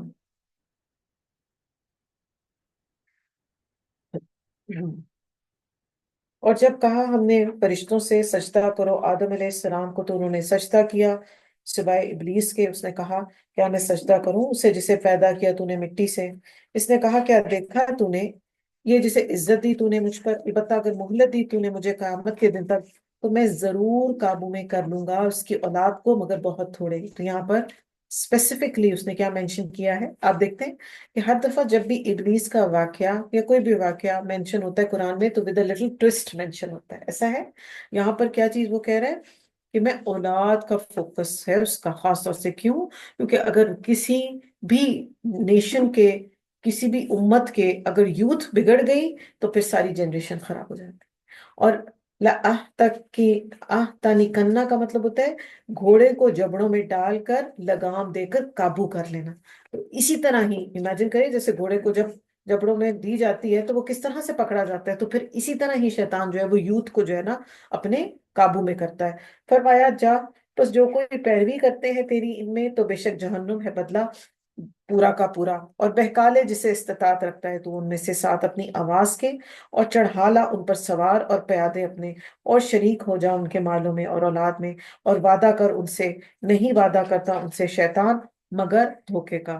آواز، ہر وہ آواز جو اللہ کی نافرمانی کی دعوت دیتی ہے، اس میں اسپیسیفکلی میوزک شامل ہے، گھنٹیوں کی آواز شامل ہے، پھر دل میں وسوسوں کا ڈالنا، اور شیطان کی فوج سوار یا پیدل، یعنی شریر جنات انسان کو ہر طرح سے جو ہے وہ ڈسٹریکٹ کرنے کی کوشش کرتے ہیں، مال کے ذریعے، اولاد کے ذریعے، تاکہ یہ دونوں اور انسان کیا کرتا ہے؟ ان دونوں کو غلط کاموں میں لگا کر اور اللہ سبحانہ تعالیٰ سے دور ہوتا چلا جاتا ہے، اور شیطان کا بندہ بنتا چلا جاتا ہے۔ بے شک میرے بندے نہیں ہے تیرے لیے ان پر کوئی زور، اور کافی ہے آپ کا رب کارساز۔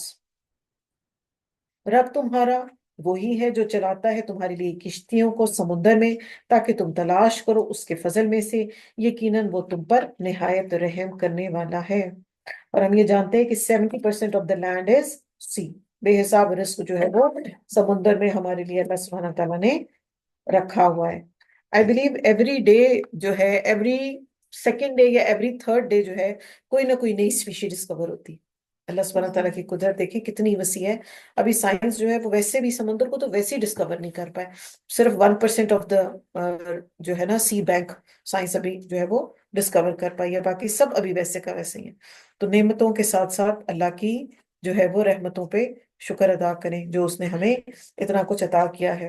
اور جب پہنچتی ہے تمہیں تکلیف سمندر میں، گم ہو جاتے ہیں وہ جنہیں تم پکارتے ہو مگر صرف وہی، تو جب وہ نجات دیتا ہے تمہیں طرف خشکی کے، تو تم اعراض کرتے ہو، اور ہے انسان کفورا بہت ہی ناشکرا، یعنی سپرلیٹو ڈگری ہے یہ ناشکرا ہونے کی۔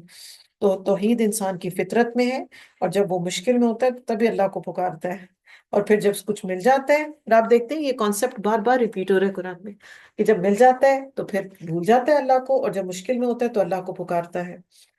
کیا بے خوف ہو گئے تم کہ وہ دھنسا دے تمہیں خشکی کی جانب، یا وہ بھیج دے تم پر پتھر برسانے والی آندھی، پھر نہ تم پاؤ گے اپنے لیے کوئی کارساز، کوئی نہیں تمہیں بچا پائے گا۔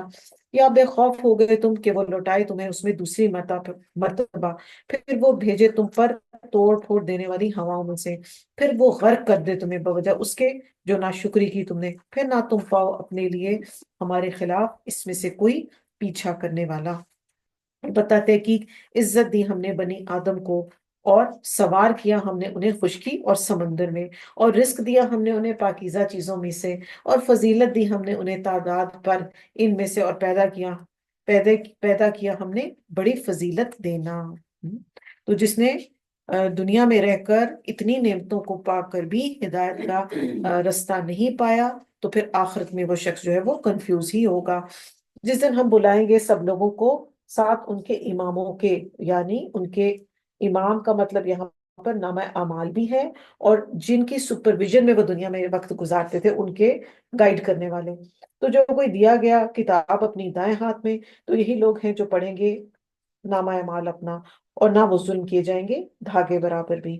تو جو کوئی اس دنیا میں اندھا بنا رہا، یعنی کہاں سے اندھا بنا رہا، آنکھوں سے تو اندھا نہیں تھا، دل کا اندھا تھا، تو وہ آخرت میں بھی اندھا ہوگا، اور سب سے زیادہ بھٹکا ہوا ہوگا رستے کے اعتبار سے۔ اور بے شک وہ قریب تھے کہ البتہ وہ فتنے میں ڈالیں آپ کو، اس پر جو وحی کی ہم نے طرف آپ کے، تاکہ آپ گھڑ لائیں ہم پر سوائے اس وحی کے، تو تب ضرور وہ بنا لیتے آپ کو دلی دوست۔ تو یہ کیا کرتے تھے کہ آپ صلی اللہ علیہ وسلم کو ہر طرح سے ڈسٹریکٹ کرنے کی کوشش کرتے تھے، کہ کسی بھی طرح یہ دین اسلام کو پھیلائیں نہیں، اس کے اندر کنفیوژنس کریٹ کریں، اور ہماری مرضی کا دین جو ہے وہ امپلیمنٹ کیا جائے۔ تو یہاں پر بتایا جا رہا ہے کہ یہ ایسا کرنے پر قادر نہیں ہوں گے۔ کیوں؟ کیونکہ آپ صلی اللہ علیہ وسلم کے ساتھ جو ہے وہ اللہ پاک کی اسپیشل اور خاص مدد ہے۔ ولولا اگر نہ ہوتا، ان یہ کہ ثبت نہ کا ہم ثابت قدم رکھتے آپ کو، لقد البتہ تحقیق کتنا قریب تھا کہ آپ ترکنو آپ جھک جاتے، الیہم طرف ان کے شیئن قلیلا کچھ تھوڑا سا۔ تو دین پر ثابت قدم رہنا اسی کے لیے بھی یہ اللہ سبحانہ تعالیٰ کی خاص کرم اور اس کا فضل اور اس کی رحمت ہے ہمارے اوپر۔ تو چونکہ آپ صلی اللہ علیہ وسلم کی نیچر میں ہمدردی تھی، سافٹ ہارٹڈ تھے، ہم پہلے بھی یہ بات کر چکے، تو آپ سب کی بات سنتے تھے، سب کی بات کو ایکسپٹ کر لیا کرتے تھے۔ تو یہاں پر ایکسپٹ ان اے وے کہ جو عذر بہانے آپ کے پاس لے کر آتے تھے تو آپ ان کی بات مان لیا کرتے تھے۔ تو یہاں پر بتایا جا رہا ہے کہ ایسا نہیں ہو سکتا۔ تب البتہ چکھاتے ہم آپ کو دگنا عذاب زندگی کا اور دوہرا موت کا، پھر نہ آپ پاتے اپنے لیے ہمارے خلاف کوئی مددگار۔ اور بے شک وہ قریب تھے، یعنی وہ البتہ وہ قدم اکھاڑ دے آپ کے، یعنی مکہ میں زمین سے، تاکہ وہ نکال دیں آپ کو، اور تب وہ ٹھہرتے اس کے بعد مگر تھوڑا سا۔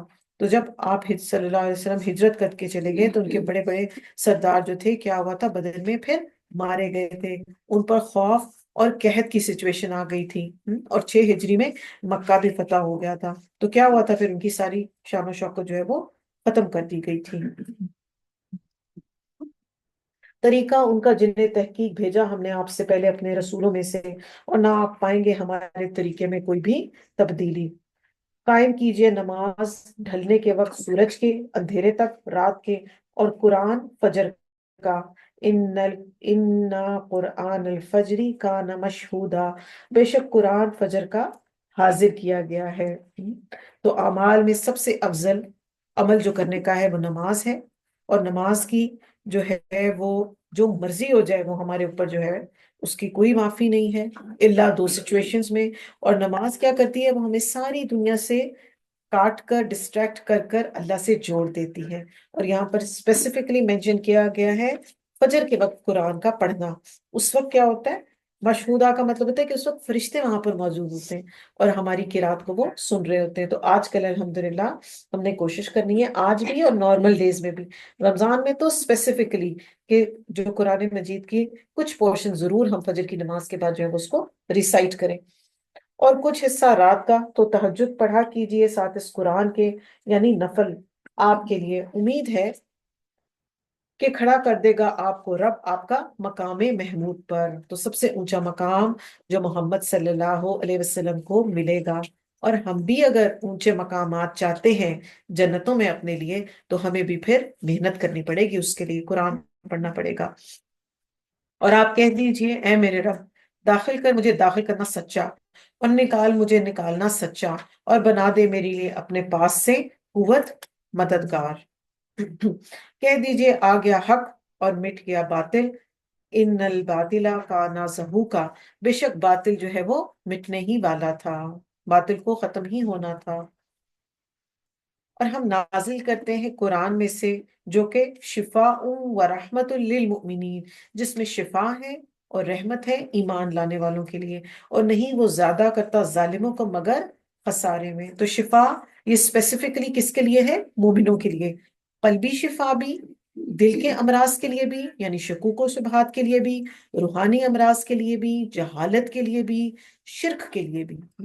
تو یہ ہر طرح سے جو ہے وہ شفا پرووائڈ کرتا ہے قرآن. تو قرآن کے ذریعے ہمیں کیا چاہیے؟ اپنا علاج بھی کرنا چاہیے. جب بیماری ہو جائے، کوئی فزیکل بیماری ہو جائے، میڈیکل پرابلم آ جائے، یا جب روح سٹار ہو جائے ہماری، جب دل پریشان ہونے لگ جائے، جب قرآن میں دل نہ لگ رہا ہو، تو وہ کیا انڈیکیشن ہوتی ہے؟ وہ اس چیز کی انڈیکیشن ہوتی ہے کہ ہماری روح جو ہے وہ بیمار ہے. تو پھر اس وقت اس کو ٹریٹمنٹ کہاں سے ملے گا؟ قرآن سے ملے گا. کھاتے چلے جائیں، میڈیسنز کھاتے چلے جائیں، اچھے اچھے کھانے کھاتے چلے جائیں، کوئی ٹریٹمنٹ نہیں ہوگا الا کہ ہم قرآن سے اپنا علاج خود کریں. اور اللہ پاک پھر اس کے تھرو شفا بھی دے دیتے ہیں. یہ اللہ کا اپنے بندوں کے ساتھ پرومس ہے. اور جب انعام کرتے ہیں ہم انسان پر، تو وہ اعراض کرتا ہے، وہ دور کر لیتا ہے پہلو اپنا، اور جب اسے کوئی تکلیف پہنچتی ہے تو وہ مایوس ہو جاتا ہے. تکلیف آئی تو ہوپلیسنس کا شکار ہو گئے. اچھا ہوتا یہ کہ جب انسان کانسٹنٹ ہوپلیسنس کی سچویشن میں رہتا ہے نا، تو پھر وہ اینزائٹی، ٹینشن اور ڈپریشن کی طرف چلا جاتا ہے.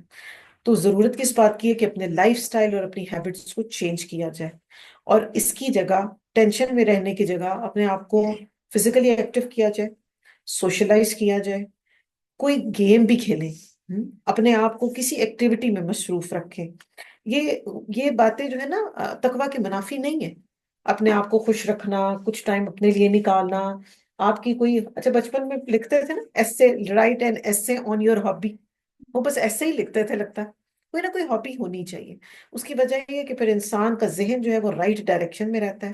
اور آج ہمیں یہ اسٹیٹسٹکس بتا رہی ہیں کہ پاکستان میں ہر چوتھا انسان جو ہے وہ کسی نہ کسی ذہنی بیماری کا شکار ہے. اور اس کی وجہ کیا ہے؟ کہ ہم نے اپنے اوپر ٹائم دینا، اپنے دین کو ٹائم دینا، اپنی سیلف گروپ کو بالکل ہی چھوڑ دیا، جو کہ یہ کرنے کی ضرورت ہے. اس کو کہتے ہیں می ٹائم، اس کی ٹرمینالوجی یہ ہے نا. تو کچھ می ٹائم اپنے لیے ضرور نکالیں. اگر آپ کو لگتا ہے کہ آپ واک کر کے خود ریلیکس فیل کرتے ہیں، تو کچھ ٹائم واک کے لیے بھی نکالیں. کچھ نہیں ہوگا اس سے، کوئی پرابلم نہیں ہے.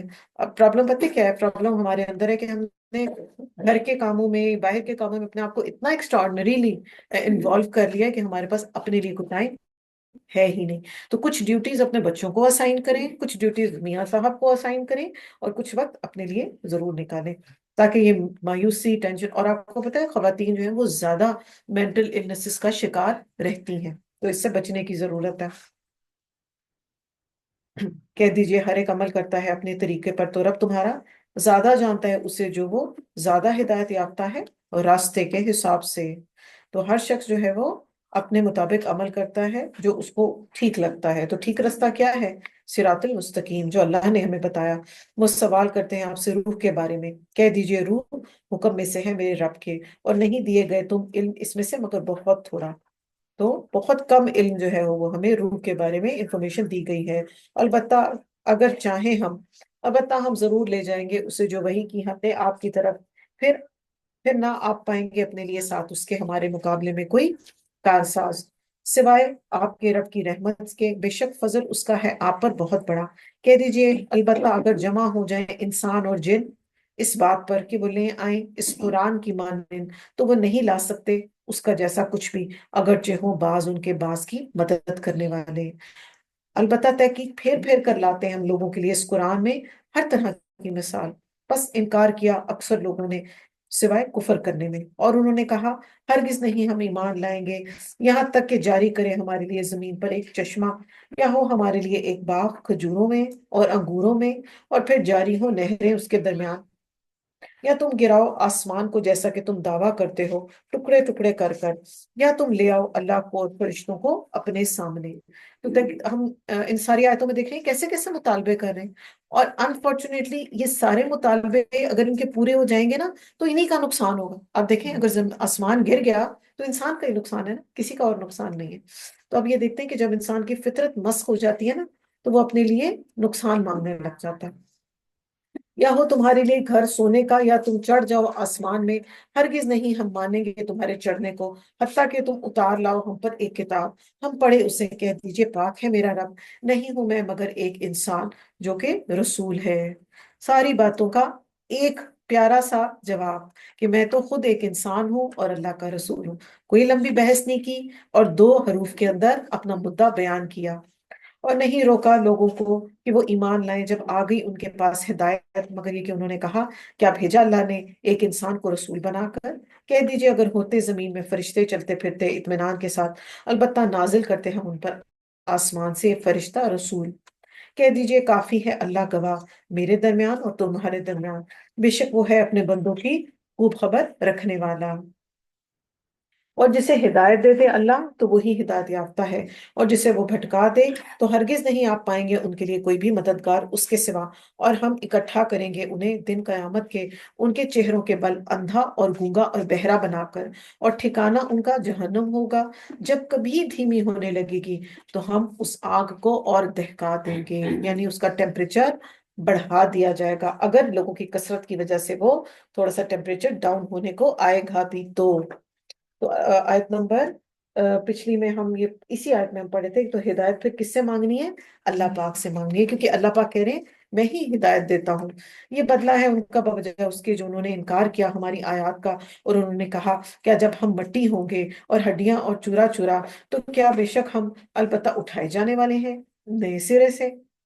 کیا بھلا نہیں انہوں نے دیکھا بے شک اللہ وہ ہے جس نے پیدا کیا آسمانوں اور زمین کو، قادر ہے اس پر کہ وہ پیدا کرے مانند اس کے، اور اس نے بنا رکھا ہے ان کے لیے ایک مقررہ وقت، نہیں کوئی شک اس میں، بس انکار کیا ظالموں نے سوائے کفر کرنے کے۔ کہہ دیجئے اگر تم مالک ہوتے خزانوں کے رحمت کے اپنے رب کی، تب البتہ روک لیتے تم ڈر سے خرچ ہو جانے کے۔ وَقَانَ الْإِنسَانُ قَتُورًا، اور بے شک انسان تو بہت ہی کنجوس ہے۔ یہ بخل کا نتیجہ ہے کہ انسان جو ہے اللہ کی عطا کردہ نعمتوں کو جو ہے وہ کسی کے پاس زیادہ آ جائیں تو اس کو برداشت ہی نہیں ہوتی۔ اس سے ہمیں یہ پتہ چلتا ہے کہ بخیلی بھی انسان کے اندر ہے، کہ اس کی نیچر کا حصہ ہے، اس نے اس سے فائٹ کر کے تو اللہ کی راہ میں خرچ کرنے والا بننا ہوتا ہے۔ تو کیا، اور ان کے لیے بھی کیا پرابلم تھا؟ آپ صلی اللہ علیہ وسلم کو چونکہ نبوت ملی تھی تو یہ اس سے حسد کرتے تھے، بخل تھا نا ان کے اندر۔ اور یہ تو اللہ سبحانہ تعالیٰ کی ڈویژن ہے، یہ اللہ کی عطا ہے کہ وہ جس کو جو مرضی دے۔ اور بخل جو ہے یہ بڑی کبھی صفات میں سے ایک صفت ہے، بری جو ہے یہ ایٹریبیوٹ ہے۔ کوشش کرنی ہے ہم نے کہ اپنے آپ کو بخل سے بچانا ہے، اور بخل سے بچنے کا کیا طریقہ ہے؟ اللہ کی راہ میں خرچ کرنا شروع کر دیں، جتنی اللہ نے توفیق دی ہے تھوڑا تھوڑا کر کے کریں گے تو انشاءاللہ یہ بری عادت بھی جو ہے وہ انشاءاللہ نکل جائے گی ہمارے دلوں میں سے بھی۔ البتہ تحقیق دی ہم نے موسیٰ علیہ السلام کو 9 نشانیاں واضح، تو پوچھ لو بنی اسرائیل سے جب وہ آیا ان کے پاس تو کہا اسے فرعون نے بے شک میں البتہ گمان کرتا ہوں تجھے اے موسیٰ سحر زدہ۔ اس نے کہا البتہ تحقیق جانتے ہو تم نہیں اتارا انہیں مگر میرے رب نے آسمانوں اور زمین کے واضح نشانیاں بنا کر، اور بے شک میں البتہ گمان کرتا ہوں تجھے اے فرعون ہلاک کیا ہوا۔ تو اس نے ارادہ کیا کہ وہ اکاڑ پھینکے انہیں زمین سے، تو غرق کر دیا انہیں اور جو اس کے ساتھ تھے سب کے سب کو۔ تو فرعون کی چالیں تو چل ہی رہا تھا وہ اپنی، مگر اللہ سبحانہ کی تدبیر جو تھی وہ، اللہ پاک کی تدبیر جو تھی وہ حق ہو کر غالب آ کر رہی اور ان کو غرق کر دیا گیا۔ اور کہا ہم نے بعد اس کے بنی اسرائیل کو کہ بسو زمین میں، کہاں پر؟ شام، فلسطین اور مصر۔ پھر جب آ جائے گا وعدہ آخرت کا تو لے آئیں گے ہم تمہیں اکٹھا کر کر۔ اور یہ جو ڈفرینٹ فتوحات ہوئی ہیں نا، شام، فلسطین اور مصر، یہ موسیٰ علیہ السلام کی لائف میں نہیں ہوئی تھی، ان کے بعد ہوئی تھی۔ اور ساتھ حق کے نازل کیا ہم نے اسے، اور ساتھ حق کے ہی وہ اترا، اور نہیں بھیجا ہم نے آپ کو مگر خوشخبری دینے والا اور ڈرانے والا۔ یہاں پر آپ فارمیشن دیکھ لیجئے، خوشخبری دینے والے کو پہلے مینشن کیا گیا ہے اور ڈرانے والے کو بعد میں مینشن کیا ہے۔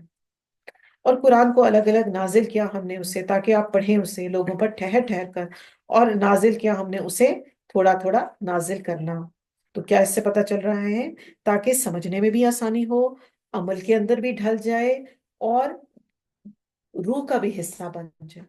بہت تیزی سے جب قرآن پڑھا جاتا ہے تو پھر انسان اس پہ کانسنٹریٹ نہیں کر سکتا، اور اس کی پریکٹیکل اگزامپل آپ دیکھ رہے ہیں آج کل کہ تیز پڑھنے سے فائدہ بھی کوئی نہیں ہوتا۔ تو اس لیے اس کو ٹھہر ٹھہر کے پڑھا جائے، تھوڑا تھوڑا پڑھا جائے۔ انفارچونیٹلی جو ہمارے دماغوں میں کوانٹٹی کی بات پھنسی بھی ہے نا، ہم کوانٹٹی پہ جاتے ہیں، ہم کوالٹی پہ فوکس نہیں کرتے۔ تو اپنی کوالٹی کو جو ہے وہ اس پہ کمپرومائز نہ کریں، اچھا پڑھیں چاہے تھوڑا پڑھیں۔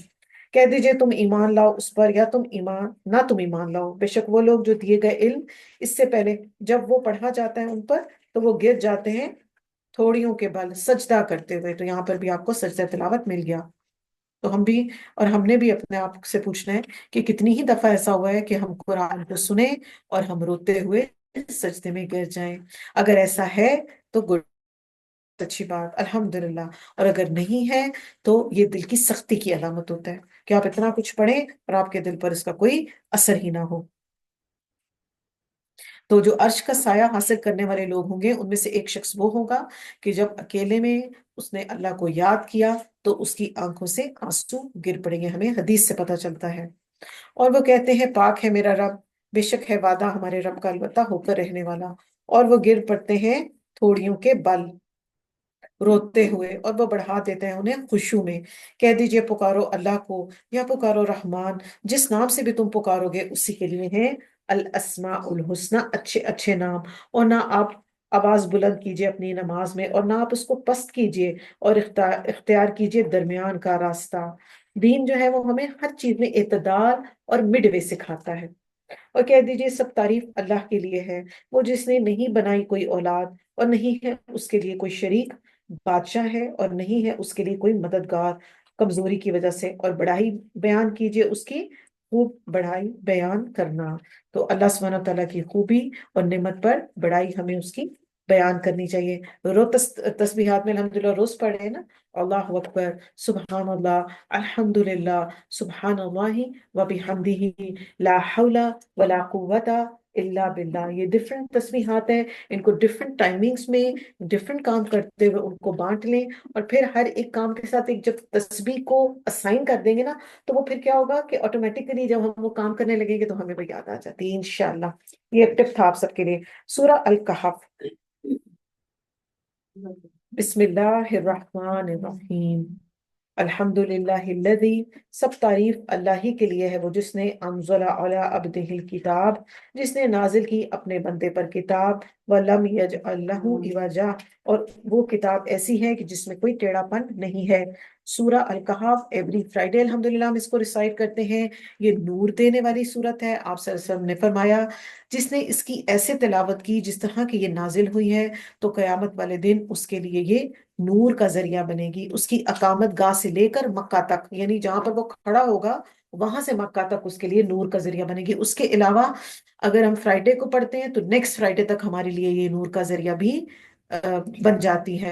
اور آپ صلی اللہ علیہ وسلم نے فرمایا اس کی آخری 10 آیات پڑھیں گے یا سٹارٹ کی 10 آیات یاد کر لیں گے تو دجال اگر نکلا تو وہ ایسے شخص کو کوئی نقصان نہیں پہنچائے گا۔ اور یہ وہ صورت ہے جس کو پڑھنے سے سکینت بھی نازل ہوتی ہے۔ اور اس کے علاوہ اس کتاب کو اللہ پاک آیت نمبر 1 میں بتا رہے ہیں کتاب کو اس لیے نازل کیا کہ اللہ کی حمد بیان کریں، اور یہ سب سے بڑی اس کی نعمت ہے اللہ کا کلام۔ اس میں کوئی کجی نہیں، اس میں کوئی شک نہیں، اس میں کوئی ایمبیگوٹی نہیں، اس میں کوئی ڈیفیکلٹی نہیں ہے۔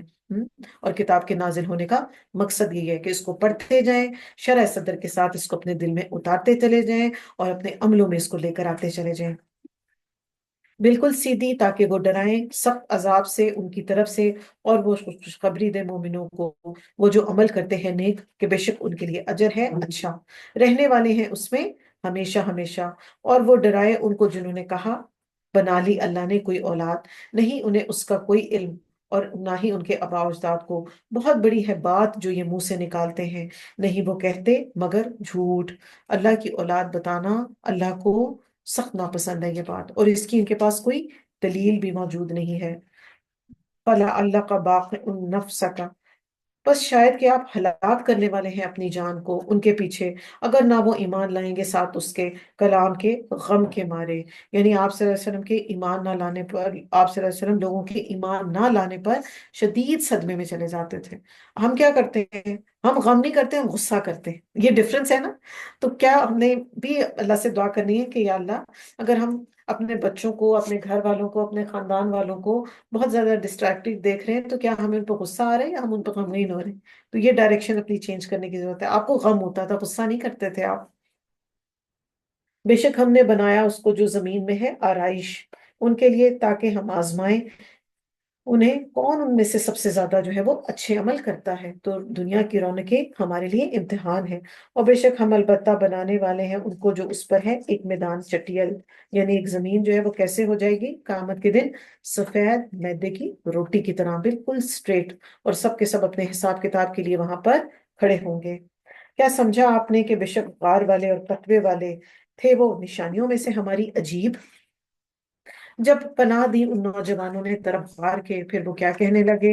ربنا آتنا من لدنک رحمتا وہیئ لنا من امرنا رشدا، اے ہمارے رب دے ہمیں اپنے پاس سے رحمت، اور مہیا کر ہمارے لیے اپنے معاملے میں رہنمائی۔ تو مشکل حالات میں اللہ سے رحمت کا سوال کرنا چاہیے، اس آیت سے ہمیں پتہ چل رہا ہے، اور اس دعا کو ہمیں مارک کر لینا چاہیے۔ تو اور اللہ سبحانہ تعالیٰ کو قیامت کہہ رہی ہوں، اللہ سبحانہ تعالیٰ کو جوانی کے دنوں کی عبادت جو ہے وہ بندے کی بہت پسند ہے، ان کی قدر بہت زیادہ ہے اللہ کے ہاں۔ اور ایسا شخص جو ہے جو جوانی میں عبادت کرنے والا ہوگا، وہ بھی عرش کے سائے تلے جو ہے وہ پروٹیکٹڈ ہوگا۔ تو ڈال دیا ہم نے پردہ، یعنی اللہ پاک نے انہیں سلا دیا ان کے کانوں پر غار میں کئی سال گنتی کے، پھر اٹھایا ہم نے انہیں تاکہ ہم جان لیں کون سا دو گروہوں میں سے خوب گرنے والا ہے اس کو جو وہ ٹھہرے رہے مدت۔ ہم بیان کرتے ہیں یہاں پر خبر ان کی حق کے ساتھ، بے شک وہ چند نوجوان تھے جو ایمان لائے اپنے رب پر، اور زیادہ کر دیا ہم نے انہیں ہدایت میں، مضبوط کر دیا ہم نے ان کے دلوں کو۔ جب وہ کھڑے ہوئے پھر وہ کہنے لگے رب ہمارا، رب ہے آسمانوں اور زمین کا، ہرگز نہیں ہم پکاریں گے اس کے سوا کسی اور الہ کو، البتہ تحقیق کہی ہم نے تب بات نا انصافی کی۔ تو اس آیت میں نمبر 13 سے پتہ چل رہا ہے کہ جوان جو ہے وہ بوڑھوں کی نسبت جلد ایمان کو قبول کر لیتے ہیں۔ یہ ہے قوم ہماری، انہوں نے بنا لیے اس کے سوا کئی الہ، کیوں نہیں بلائے ان پر کوئی دلیل واضح؟ تو کون بڑا ظالم ہے اس سے جو گھڑ لے اللہ پر جھوٹ؟ اور جب الگ ہو گئے تم ان سے اور جن کی وہ عبادت کر رہے تھے سوائے اللہ کے، تو پناہ لے لو طرف غار کے، وہ پھیلا دے گا تمہارے لیے رب تمہارا اپنی رحمت میں سے، وہ مہیا کرے گا تمہارے لیے معاملے میں آسانیاں۔ اور آپ دیکھتے ہیں سورج کو جب وہ طلوع ہوتا ہے تو وہ کنارہ کر جاتا ہے ان کے غار سے دائیں جانب، اور جب وہ غروب ہوتا ہے تو وہ کترا جاتا ہے بائیں جانب سے، اور وہ ایک کھلی جگہ میں اس غار کے، یہ نشانیاں ہیں اللہ پاک کی، جسے وہ ہدایت دے اللہ تو وہی ہدایت پانے والا ہے، اور جسے وہ بھٹکا دے تو ہرگز نہیں آپ پائیں گے ان کے لیے کوئی دوست اور رہنمائی کرنے والا۔ تو غار میں جو بچے یہ نوجوان چلے گئے تھے، ان کا اس وقت کے بادشاہ نے ان کو مار دینا تھا، تو انہوں نے کیا کیا؟ اپنے دین کو بچانے کے لیے غار میں چلے گئے، تو اللہ سبحانہ تعالیٰ نے ان کو 309 ایئرس کے لیے وہاں پر سلا دیا، اور یہ بہت بڑا معجزہ ہے اللہ کا۔ تو اگر مزید آپ لوگ اس پر انویسٹیگیٹ کرنا چاہتے ہیں یا لرننگ کرنا چاہتے ہیں، تو آپ سب جانتے ہیں channel per in depth study of سورہ کہف موجود ہے، اس کے اندر ہم نے ایک ایک آیت کو بڑے غور سے الحمدللہ پڑھا تھا، اور اس پر ریسرچ ورک کی تھی، کیونکہ ہمیں اس کو ڈیپتھ میں جاننے کی ضرورت ہے۔ اس کی وجہ یہ ہے کہ ایک تو اس کے پیچھے بہت سارے واقعات ہیں، بہت سارے ریفرنسز ہیں، بس یہ کہ ہم اس سورہ کو ایوری فرائیڈے پڑھتے ہیں۔ تو انشاءاللہ آپ میں سے جس کو جب بھی موقع ملے تو آپ چینل سے ان ڈیپتھ اسٹڈی آف سورہ کہف جو ہے وہ ضرور اسٹڈی کر لیجیے گا. اور آپ سمجھتے ہیں انہیں کہ وہ جاگ رہے تھے، حالانکہ وہ سوئے ہوئے تھے. ہم انہیں کروٹیں دلا رہے تھے، دائیں جانب اور بائیں جانب، اور کتا ان کا پھیلائے ہوا تھا اپنے دونوں ہاتھوں کو. اگر جھانکتے آپ ان پر، البتہ پیٹ پھیر لیتے، یعنی ڈر کے بھاگ جاتے. البتہ بھر دیا ہم نے ان کو روب میں سے. وہ بھی سوئے ہوئے تھے، اور باہر ان کا کتا جو تھا وہ کیو کے باہر جو ہے وہ ایسے لگتا تھا کہ جیسے ان کی پروٹیکشن میں بیٹھا ہوا ہے. اور اسی طرح اٹھایا ہم نے انہیں تاکہ وہ ایک دوسرے سے سوال کریں. کہا کہنے والے نے ان میں سے، کتنا ٹھہرے تم؟ انہوں نے کہا ہم ٹھہرے ایک دن یا دن کا کچھ حصہ. وہ کہنے لگے رب تمہارا زیادہ جانتا ہے اسے جو تم ٹھہرے رہے. تو بھیجو اپنے میں سے کسی ایک کو ساتھ اپنے چاندی کے یعنی سکے کے طرف شہر کے. پھر چاہیے کہ وہ دیکھے کہ کون سا ان میں سے زیادہ کھانا پاکیزہ ہے. بس چاہیے کہ وہ تمہارے پاس کھانا لے کر آئے. وَلْيَتَلَطَّفْ، اور چاہیے کہ وہ نرمی کریں. یہاں پر ایگزیکٹ ہاف آف دا قرآن آ گیا ہے، اور عدد کے اعتبار سے یہاں پر ہاف آف دا قرآن ہو چکا الحمدللہ اللہ کی توفیق اور رحمت سے. اور یہ ایک امپورٹنٹ میسج دیا اللہ پاک نے مڈل آف دا قرآن میں. کیا کہا؟ نرمی سے بات کریں. اور نہ وہ ہرگز خبر دے تمہارے بارے میں کسی ایک کو بھی. تو بھوکے تھے، کھانے کے لیے بھیجا، اور مگر احتیاط بھی کی. اور جو شخص جس کے اندر ایمان آ جاتا ہے نا، تو وہ عمل صالح کی طرف بھاگنے والا ہو جاتا ہے. تو وہ پھر اپنے حلال مال اور حلال کھانے کے بارے میں بڑا کنسرنڈ ہو جاتا ہے. اب دل میں بھی شرک کی نجاست نہیں رہی، تو کھانے میں بھی حلال کھانے کو وہ پسند کرنے لگے. تو اور سختی جو ہے یہاں پر وَلَتَلَطَّفْ کے اندر ہم نے پڑھا کہ نرمی سے بات کرنی ہے. سختی جو ہے وہ کاموں کو بگاڑ دیتی ہے، نرمی سے کام آسان ہو جاتے ہیں. اور نرمی جو ہے اور باریک بینی وہ بہت سے مسائل کا حل ہو جاتی ہے. آپ صلی اللہ علیہ وسلم نے فرمایا سختی چیزوں کو عیب دار کر دیتی ہے. پھر آپ صلی اللہ علیہ وسلم نے فرمایا جس گھر کو نرمی عطا کی گئی اس کو بھلائی عطا کی گئی. اور آپ صلی اللہ علیہ وسلم نے ایک اور حدیث میں کیا فرمایا؟ جو کام نرمی سے ہو جاتے ہیں وہ سختی سے نہیں ہو سکتے. تو اور ویسے بھی نرمی جو ہے وہ چیزوں کو مولڈ کرتی ہے، سختی جو ہے وہ توڑ دیتی ہے. بے شک وہ اگر وہ مطلع ہو گئے تم پر، وہ سنسار کر دیں گے تمہیں، یا وہ لوٹا دیں گے تمہیں اپنی ہی ملت پر، اور ہرگز نہیں تم پاؤ گے تب کبھی بھی فلاح. اور اسی طرح آگاہ کر دیا ہم نے ان پر لوگوں کو، تاکہ وہ جان لیں کہ بے شک وعدہ اللہ کا سچا ہے، اور بے شک قیامت اس میں کوئی شک نہیں. جب وہ جھگڑ رہے تھے آپس میں ان کے معاملے میں، تو انہوں نے کہا بناؤ ان پر ایک عمارت، رب ان کا زیادہ جانتا ہے انہیں. کہا ان لوگوں نے جو غالب تھے ان کے معاملے پر، البتہ ہم ضرور بنائیں گے ان پر ایک سجدہ کا. تو راز کھل گیا، پھر ان کو فوت کر دیا گیا. اب لوگوں نے کہا کہ بھئی یہ تو بڑے سیکرٹ اور پائس لوگ تھے. دیکھیں انسان کی ہیومن نیچر تو وہی ہے نا، ابھی بھی انسان ویسے سوچتا ہے، تب بھی ویسے ہی سوچتا تھا. تو کیا کریں، ان پر عمارت بنا لیتے ہیں، قبر بنا لیتے ہیں. تو ہمیں اس دین میں اس چیز سے منع کیا گیا. کیوں؟ اس سے شرک کا دروازہ جو ہے وہ کھل جاتا ہے. عنقریب وہ کہیں گے 3 تھے، چوتھا ان کا کتا تھا. وہ کہیں گے 5 تھے، چھٹا ان کا کتا تھا. تو بات کرتے رہتے ہیں بن دیکھے. اور وہ کہیں گے 7 تھے، 8واں ان کا کتا تھا. کہہ دیجئے میرا رب زیادہ جانتا ہے ان کی تعداد کو، نہیں جانتے انہیں مگر تھوڑے. تو نہ آپ جھگڑا کیجئے ان کے بارے میں مگر جھگڑنا سرسری، اور نہ آپ پوچھئے ان کے بارے میں ان میں سے کسی ایک سے. تو ایکچوئل کوانٹٹی یا جو ہوتی ہے وہ اللہ سبحانہ و تعالیٰ جانتے ہیں. یہاں پر ہمیں یہ بتایا جا رہا ہے. اور یہاں پر ہمیں ایک اور چیز کا سبق دیا جا رہا ہے کہ اصل باتوں کو چھوڑ کر بیکار بحثوں میں اپنا وقت ضائع نہ کیا جائے، ورنہ سوائے ٹائم ویسٹیج کے ہمیں کچھ بھی نہیں ملے گا. اور نہ ہرگز آپ کہیے کسی چیز کے لیے کہ بے شک میں کرنے والا ہوں یہ کل. اللہ ان یشاء اللہ، مگر یہ کہ اگر چاہے اللہ. اور یاد کیجئے اپنے رب کو جب بھول جائیں آپ، اور کہہ دیجئے امید ہے کہ وہ رہنمائی کرے گا میرا رب قریب تر کی اس سے بھلائی میں سے. یعنی مستقبل کے تمام معاملات کے بارے میں کیا کہنا چاہیے؟ انشاءاللہ کہنا ضروری ہے. اور کاموں میں اس سے برکت بھی ہوتی ہے، اللہ کی رضا بھی ملتی ہے. کیوں؟ کیونکہ انشاءاللہ کا مطلب کیا ہوتا ہے کہ اگر اللہ چاہے تو ہم اللہ سبحانہ تعالیٰ پر اس کو ڈال دیتے ہیں سارا. اور پھر وہ ٹہرے رہے اس غار میں 309 سال، اور انہوں نے زیادہ کر دیے 9 اور کہہ دیجئے اللہ زیادہ جانتا ہے اسے جو وہ ٹھہرے اسی میں. غیب آسمانوں اور زمین کا، کیا خوب دیکھنے والا ہے وہ، اور وہ کیا خوب سننے والا ہے. نہیں ان کے لیے اس کے سوا کوئی دوست، اور نہیں وہ شریک کرتے اپنے حکم میں کسی ایک کو بھی. تو غیب کا علم صرف اور صرف اللہ پاک کے پاس ہے۔ اور پڑھیے جو وحی کیا گیا طرف آپ کی کتاب سے، آپ کے رب کی، نہیں کوئی بدلنے والا اس کے کلمات کو، اور ہرگز نہیں آپ پائیں گے اس کے سوا کوئی پناہ گاہ۔ تو اصحاب کہف کے اندر ہمارے لیے بہت سارے لیسنز ہیں، اس کی انشاءاللہ انڈیپتھ اسٹڈی آپ لوگ ضرور کیجیے گا، اور روک رکھیے اپنے نفس کو صاف ان لوگوں کے جو پکارتے ہیں اپنے رب کو صبح اور شام، اور وہ اللہ کا چہرہ چاہتے ہیں، اور نہ آپ پھیریے اپنی دونوں آنکھوں کو ان سے۔ آپ چاہتے ہیں زینت دنیا کی زندگی کی، اور نہ آپ اطاعت کیجیے ان کی جو غافل کر دیا ہم نے جن کے دلوں کو اپنے ذکر سے، اور اس نے پیروی کی اپنی خواہش کی، اور ہے معاملہ ان کا حد سے بڑا ہوا۔ تو یہ معمولی بات نہیں کہ انسان کا دل جو ہے وہ اللہ کے ذکر میں مشغول رہے، تو اپنے دلوں کو اللہ سبحانہ وتعالیٰ کے ذکر کے ساتھ ہر وقت مشغول رکھیں، اور غفلت اور خواہشات اور دنیا کو اس پر اوور پاور نہ ہونے جائیں، اور ذکر کے اندر حضور قلبی بھی ہونا ضروری ہے۔ قرآن کی مجلس میں بیٹھیں گے تو غفلت کا شکار نہیں ہوں گے، ورنہ کوئی فائدہ نہیں ہے۔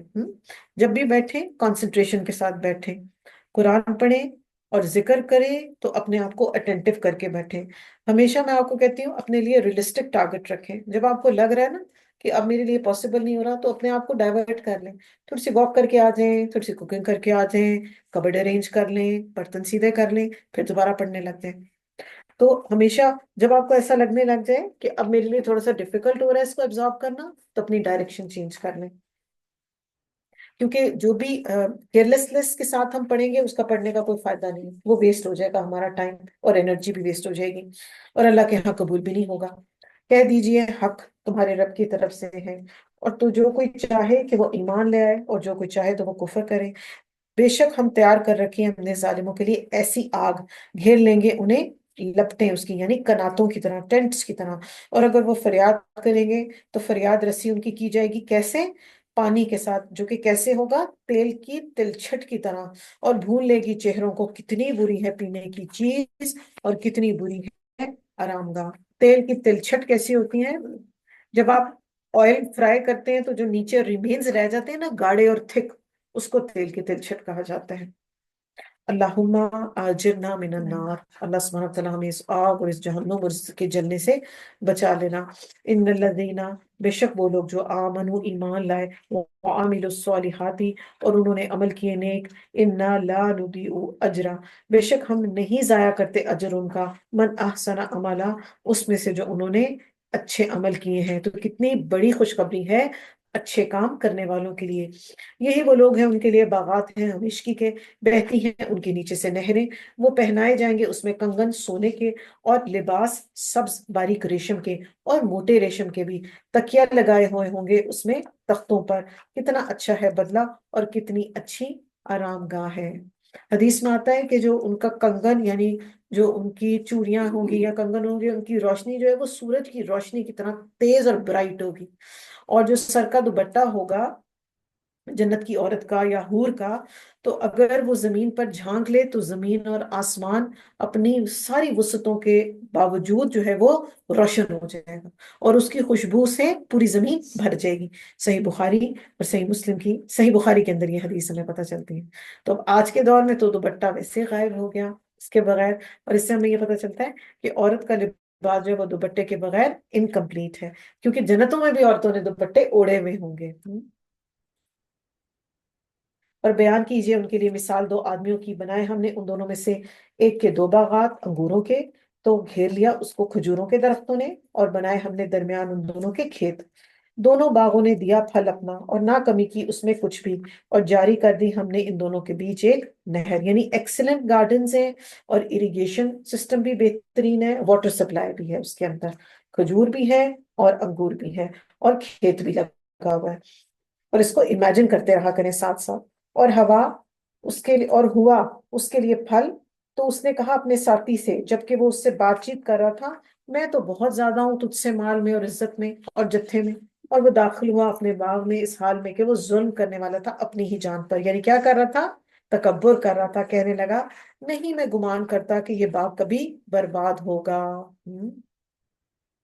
تو یعنی اپنے مال و دولت کی وجہ پر اپنے ہی دوست پر تکبر کرنے لگ گیا، اور نہیں میں گمان کرتا کہ قیامت کبھی قائم آئے گی، اور اگر البتہ میں لوٹایا گیا اپنے رب کی طرف تو میں ضرور ہو جاؤں گا اس سے بھی بہتر پانے والوں میں سے۔ تو دوسروں کو کمتر سمجھنے والا جنت میں ایک تو داخل نہیں ہوگا، دوسرا اس کو سیلف ڈسپشن تھی، خوش فہمی کا شکار تھا۔ اور یہ انسان جو ہے عموماً دنیا میں جب اس کے پاس مال و دولت آ جاتا ہے نا، تو اس کے اندر ایک جھوٹا کانفیڈنس آ جاتا ہے، جو کہ اس کے شخص کے اندر بھی ہمیں نظر آ رہا ہے۔ کہا اسے اس کے ساتھی نے جبکہ وہ اس سے بات چیت کر رہا تھا، کیا تو انکار کرتا ہے اس سے جس کو پیدا کیا اللہ نے مٹی سے، پھر نطفے سے، پھر درست بنایا تجھے ایک مرد؟ لیکن وہ اللہ میرا رب ہے، نہیں میں شریک ٹھہراتا ساتھ اپنے رب کے کسی ایک کو بھی۔ تو اس سے پتہ چل رہا ہے دوسرا جو اس کا دوست تھا وہ مضبوط ایمان کا شخص تھا، اس کے لیے ایمان کی امپورٹنس تھی، دنیاوی مال و دولت اس کے لیے امپورٹنس نہیں رکھتی تھی۔ اور ایک اور امپورٹنٹ بات ہمارے سمجھنے کی کیا ہے کہ دنیاوی مال و دولت اللہ کی پسندیدہ ہونے کی کوئی بھی علامت نہیں ہوتا۔ اور اگر نہ جب داخل ہوا تو اپنے باغ میں کہا تو نے جو چاہا اللہ نے، لا قوت الا باللہ، نہیں کوئی قوت مگر اللہ کی توفیق سے، اگر تو دیکھتا ہے مجھے کہ میں کمتر ہوں تجھ سے مال میں اور اولاد میں۔ تو ایمان کی دولت جو ہے وہ سب سے قیمتی اور بڑی دولت ہے۔ نعمت پر فخر و غرور کرنے کے بجائے اس کا شکر ادا کریں جو نعمت اللہ نے دی ہے، سارا کریڈٹ اللہ کی ذات کو دے دیں، لا حول ولا قوت پڑھتے رہیں۔ آپ صلی اللہ علیہ وسلم نے فرمایا تھا کہ لا حول ولا قوت کہا کرو، یہ جنت کے خزانوں میں سے خزانہ ہے۔ انفارچونیٹلی ہم خزانوں کو نا صرف سونے اور چاندی کے ڈھیر ہی سمجھتے ہیں، جبکہ ایسا نہیں ہوتا۔ خزانوں کی اور بھی بہت ساری ٹائپس ہیں۔ ہماری اچھی صحت، ہمارا فہم، ہمارا علم، یہ کسی خزانے سے کم ہے کیا؟ اولاد، صحت کتنا بڑا خزانہ ہے۔ ان لوگوں سے پوچھیں جو کہ کسی دائمی امراض کا شکار ہیں، جو ہاسپٹلز میں وینٹیلیٹر پہ بیٹھے ہیں، جو کوما کی سچویشن میں ہیں، ان سے پوچھیں کتنی بڑی نعمت ہے اللہ کی یہ۔ تو یہ جو ہے ایمان جو ہے سب سے بڑی دولت ہے۔ ابو ذر رضی اللہ تعالیٰ عنہ کہتے ہیں کہ مجھے میرے خلیل نے 7 باتوں کا حکم دیا اور وصیت بھی کی۔ وہ 7 باتیں کیا ہیں؟ امپورٹنٹ ہے، بلٹ پوائنٹس میں لکھ لیں۔ نمبر 1، مساکین سے محبت کرو اور ان کے قریب رہو۔ اپنے سے نیچے والوں کو دیکھو، اوپر والوں کو مت دیکھو۔ صلہ رحمی کرو اگرچہ کوئی رشتے توڑے۔ نمبر 4، لا حول کی کثرت کرو۔ نمبر 5، حق بات کہو چاہے وہ تلخ ہی کیوں نہ ہو۔ نمبر 6، کسی ملامت کرنے والے کی ملامت کو پرواہ نہ کرو۔ نمبر 7، لوگوں سے کچھ نہ مانگو، اللہ سے مانگو جو بھی مانگنا ہے۔ تو امید ہے میرا رب کہ وہ دے دے گا مجھے بہتر تیرے باغوں میں سے، اور وہ بھیجے گا اس پر کوئی عذاب آسمان سے، اور وہ ہو جائے گا میدان چٹیل، یا وہ ہو جائے گا پانی اس کا گہرا، تو ہرگز نہیں تم استطاعت رکھتے ہوگے اس کو تلاش کرنے کی۔ تو مومن جو ساتھی تھا اس نے دنیا کے مال کے بجائے اللہ سبحانہ و تعالیٰ کے اوپر رلائے کیا۔ گھیر لیا پھل اس کا تو اس نے صبح کی، وہ ملتا تھا اپنی دونوں ہتھیلیوں کو جو اس نے خرچ کیا تھا اس میں، اور وہ باغ گرا پڑا تھا اپنی چھتوں پر، اور وہ کہہ رہا تھا اے کاش نہ میں شریک ٹھہراتا اپنے رب کے کسی ایک کو بھی۔ تو کیا ہوا؟ لیٹ ریئلائز کیا نا، تو عذاب تو آ گیا تھا۔ تو شرک صرف بتوں کی پوجا کا نام نہیں ہوتا۔ اللہ کی محبت سے زیادہ اگر انسان کے دل میں دنیا کی محبت آ جائے، مال کی محبت آ جائے، تو یہ بھی انسان کو تکبر کی طرف لے جاتی ہے اور شرک کی طرف مائل کر دیتی ہے۔ اور نہ تھے اس کے لیے جماعت کے لوگ جو مدد کرتے اس کی سوائے اللہ کے، اور نہ تھا وہ اس کو کچھ بھی بدلنے والا۔ وہاں سارا اختیار اللہ ہی کے لیے ہے، جو سچا ہے وہ بہتر ہے بدلہ دینے کے اعتبار سے اور انجام کے بھی اعتبار سے۔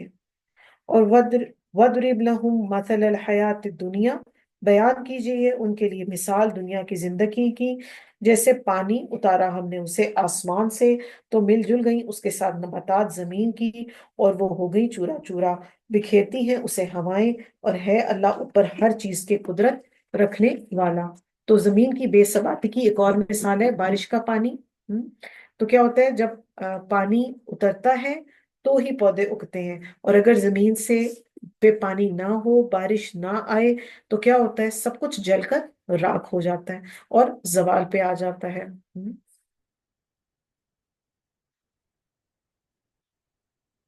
المال والبنون زینت الحیات الدنیا مال اور بیٹے دنیا کی زینت ہیں، والباقیات الصالحات، اور باقی رہنے والی نیکیاں، خیر من عندک، بہتر ہے آپ کے رب کے نزدیک، ثواباً و خیر عملا، ثواب کے اعتبار سے اور بہتر ہے امید کے اعتبار سے۔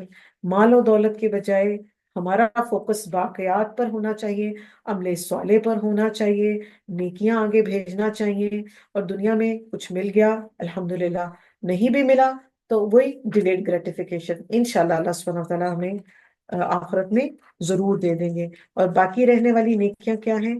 یہی جو اذکار جن کا بھی میں آپ سے ذکر کری تھی ان کو کثرت سے پڑھیں، صدقہ جاریہ کے پروجیکٹس میں پارٹیسپیٹ کریں، دین سیکھیں، کچھ ایسے کام اپنے ہاتھوں سے کر جائیں کہ ہمارے مرنے کے بعد جو ہے وہ ہماری اکاؤنٹ میں آخرت کے جمع ہونے والے بن جائے۔ دنیا کے اکاؤنٹس تو کافی بھر لیے، اب آخرت کے اکاؤنٹ کی طرف بھی کوئی جو ہے وہ انویسٹمنٹ کی جائے۔ ایجوکیشن انسٹیٹیوٹس، کنسٹرکشن آف مسجد، اس طرح کے کاموں میں، دین کا علم پھیلانے والے انسٹیٹیوٹس، تو ان کے اندر پھر نیک اولاد، پھر اچھے شاگرد دین سیکھیں، خود ان کو سکھائیں، دعائیں کریں، اور تاکہ بعد میں جو ہے یہ باقیات یہی ہیں جو ہمارے کام آنے والے ہیں۔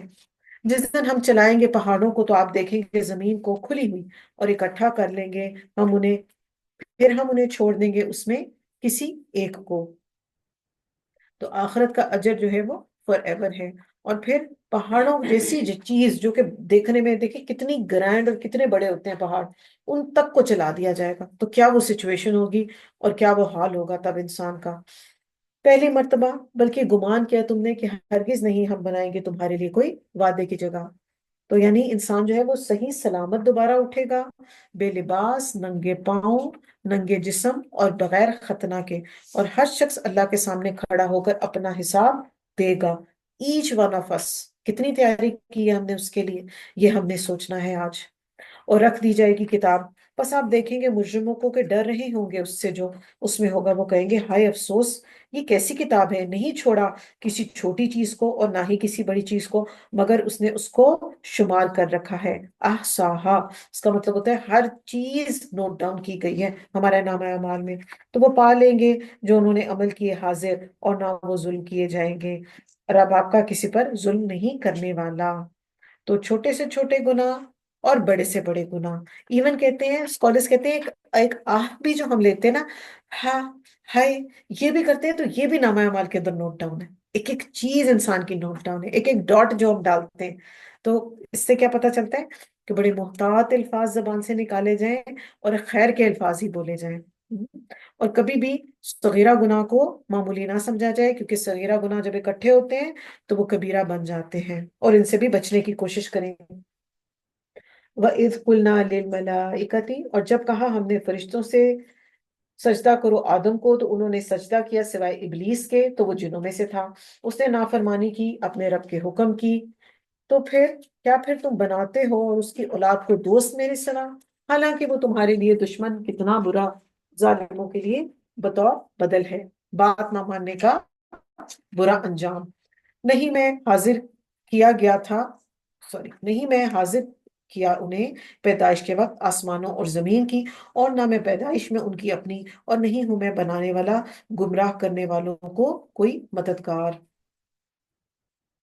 آیت نمبر 50 میں یہ بتایا جا رہا ہے کہ ڈالنے سے پہلے جہنم کو دکھایا جائے گا، مشاہدہ کروایا جائے گا، جو کہ اٹ سیلف ایک بہت بڑا عذاب ہوگا، کہ جب آپ عذاب کو دیکھیں، ایک جلتی ہوئی بھٹی کو دیکھیں اور آپ کو کہا جائے کہ آپ نے اس میں انٹر ہونا ہے، تو وہیں سے انسان جو ہے وہ ٹراما میں چلا جائے گا، سخت عذاب کو دیکھنے سے پہلے، دیکھتے ہی اس کے اندر جو ہے وہ پریڈکٹ کرنے لگ جائے گا کہ اچھا میں تو اگلے لمحے اس میں جاننے والا ہوں۔ اور جس دن وہ فرمائے گا پکارو میرے شریکوں کو جنہیں گمان کرتے تھے تم، تو وہ پکاریں گے انہیں، تو نہ وہ جواب دیں گے انہیں، اور بنا دیں گے ہم درمیان ان کے ہلاکت کی جگہ۔ اور دیکھیں گے مجرم آپ کو، تو وہ سمجھ لیں گے کہ بے شک وہ گرنے والے ہیں اس میں، اور نہ وہ پائیں گے اس سے پھرنے کی جگہ، یعنی کوئی بچنے کی جگہ نہیں۔ وَلَقَدْ صَرَّفْنَا، اور البتہ تحقیق پھیر پھیر کر بیان کیا ہم نے، فی ھذا القرآن، اس قرآن میں، للناس، لوگوں کے لیے، من کل مثل، ہر طرح کی مثال، وَقَانَ الْإِنسَانُ أَكْثَرَ شَيْءٍ جَدَلًا، اور ہے انسان بہت زیادہ جھگڑے کرنے والا۔ تو اللہ سبحانہ وتعالیٰ نے قرآن میں پھیر پھیر کر ڈفرینٹ ایگزامپلس کے تھرو ہمیں سکھا دیا ہے، مگر پھر بھی انسان جو ہے وہ اپنی عقل کو امپورٹنس دیتا ہے، اپنے فہم کو زیادہ سمجھتا ہے، اور دین کے معاملے میں، قرآن کے معاملے میں بحثوں میں رہنا پسند کرتا ہے، اس کو بحثیں کرنا پسند ہے، اور نہیں روکا لوگوں کو کہ وہ ایمان لائیں جب آ گئی ان کے پاس ہدایت اور وہ بخشش مانگے اپنے رب سے، مگر یہ کہ آ جائے ان کے پاس طریقہ پہلوں کا، یا آ جائے ان کے پاس عذاب سامنے سے۔ اور نہیں ہم بھیجتے رسولوں کو مگر خوشخبری دینے والے اور ڈرانے والے بنا کر، اور جھگڑتے ہیں وہ جنہوں نے کفر کیا ساتھ باطل کے، تاکہ وہ پھسلا دیں حق کے ساتھ، اور انہوں نے بنا لیا میری آیات کو جس سے وہ ڈرائے گئے تھے ایک مذاق۔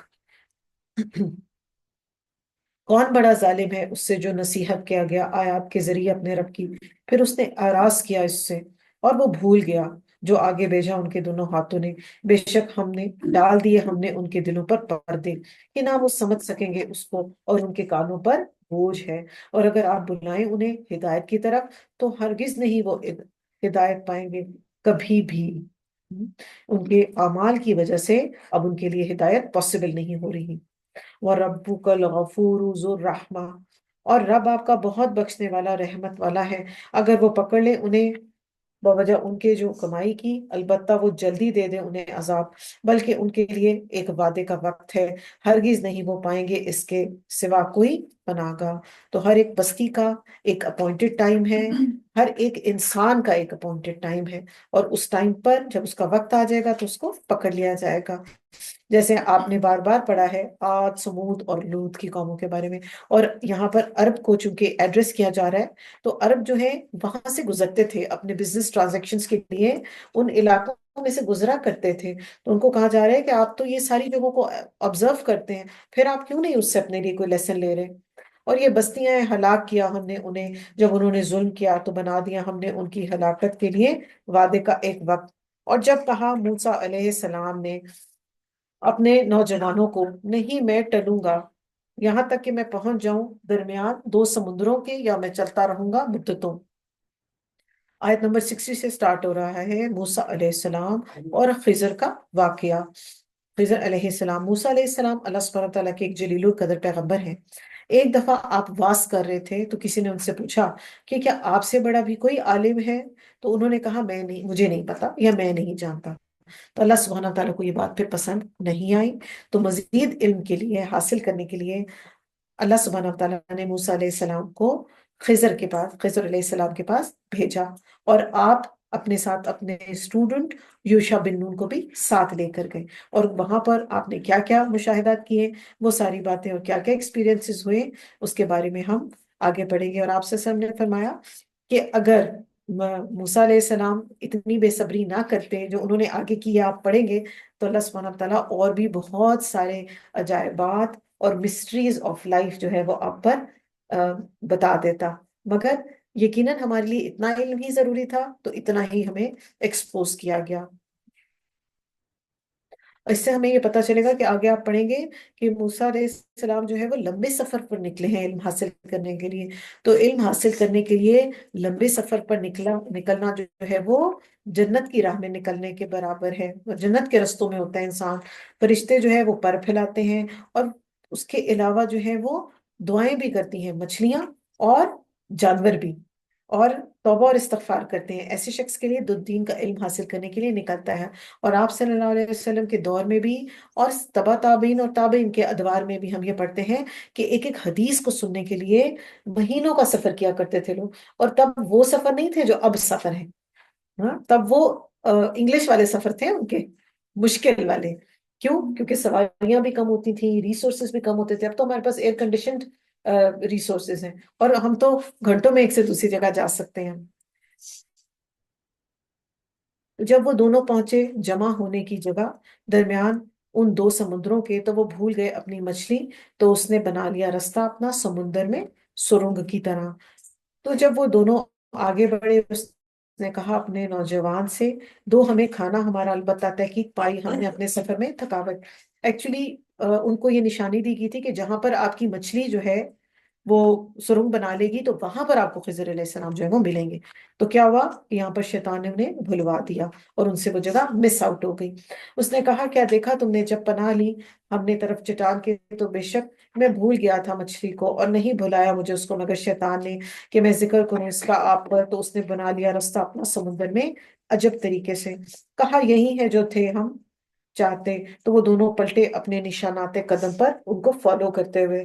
تم تو دونوں نے پایا ایک بندے کو ہمارے بندوں میں سے، یعنی خضر علیہ السلام کو پایا، دی ہم نے اسے رحمت اپنے پاس سے اور ہم نے اس کو سکھایا اپنے پاس سے ایک خاص علم۔ کہا اے موسیٰ علیہ السلام کیا میں پیروی کروں تمہاری اس پر کہ تم سکھاؤ مجھے اس میں سے جو تم سکھائے گئے ہو، یعنی ہدایت اور رشد، سمجھ بوجھ۔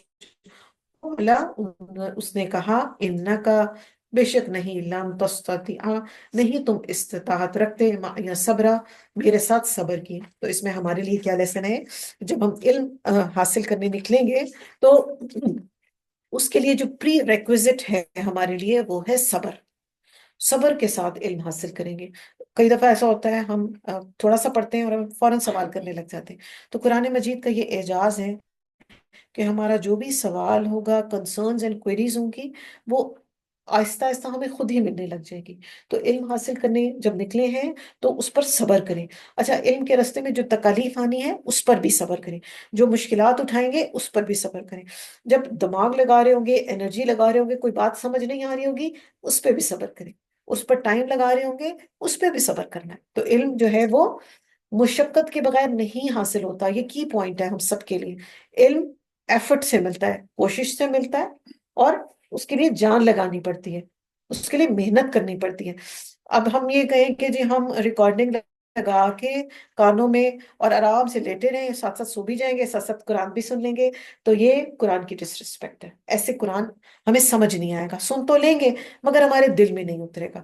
اس کے لیے پراپر بیٹھ کر کانسنٹریشن کے ساتھ اپنا ٹیکسٹ بک سامنے رکھ کر، پین ہمارے ہاتھوں میں ہو، امپورٹنٹ پوائنٹس لکھتے جائیں اور ہائی لائٹ کرتے جائیں، پھر انشاءاللہ علم جو ہے وہ ہمارے اندر اترے گا۔ اور پھر بھی ہم یہ دیکھتے ہیں اتنی محنت کے باوجود بھی جو ہے علم جو ہے وہ ذہن سے بڑی جلدی سے وائپ آؤٹ بھی ہو جاتا ہے۔ ایسا ہے، لگتا ہے نا، کچھ آیتیں ایسی لگتی ہیں کہ جیسے کبھی پڑھی نہیں تھی ہم نے۔ تو اس کے لیے پھر صبر اور محنت اور کوشش کی ضرورت ہوتی ہے۔ کس طرح تم صبر کر سکتے ہو اس پر جو نہیں تم نے احاطہ کیا اس کا علم میں سے؟ اس نے کہا یقیناً تم مجھے پاؤ گے اگر چاہا اللہ نے صبر کرنے والا، نہیں میں نافرمانی کروں گا تمہاری کسی حکم میں۔ تو خضر علیہ السلام نے کہا پھر اگر پیروی کرو تم میری تو تم سوال نہ کرنا مجھ سے کسی بھی چیز کے بارے میں، یہاں تک کہ میں خود اس کو بیان کر دوں تمہارے اوپر۔ تو وہ دونوں چل دیے، یہاں تک کہ جب وہ دونوں سوار ہوئے کشتی میں تو اس نے سوراخ کر دیا۔ کہا کیا سوراخ کر دیا تم نے اس میں؟ موسیٰ علیہ السلام نے کہا تاکہ تم غرق کر دو اس کے سواروں کو، اور بتحقیق لائے ہو تم ایک چیز بڑی عجیب۔ تو پھر خضر علیہ السلام نے کیا کہا، نہیں میں نے تمہیں کہا تھا کہ بے شک نہیں تم استطاعت رکھتے میرے ساتھ صبر کرنے کی۔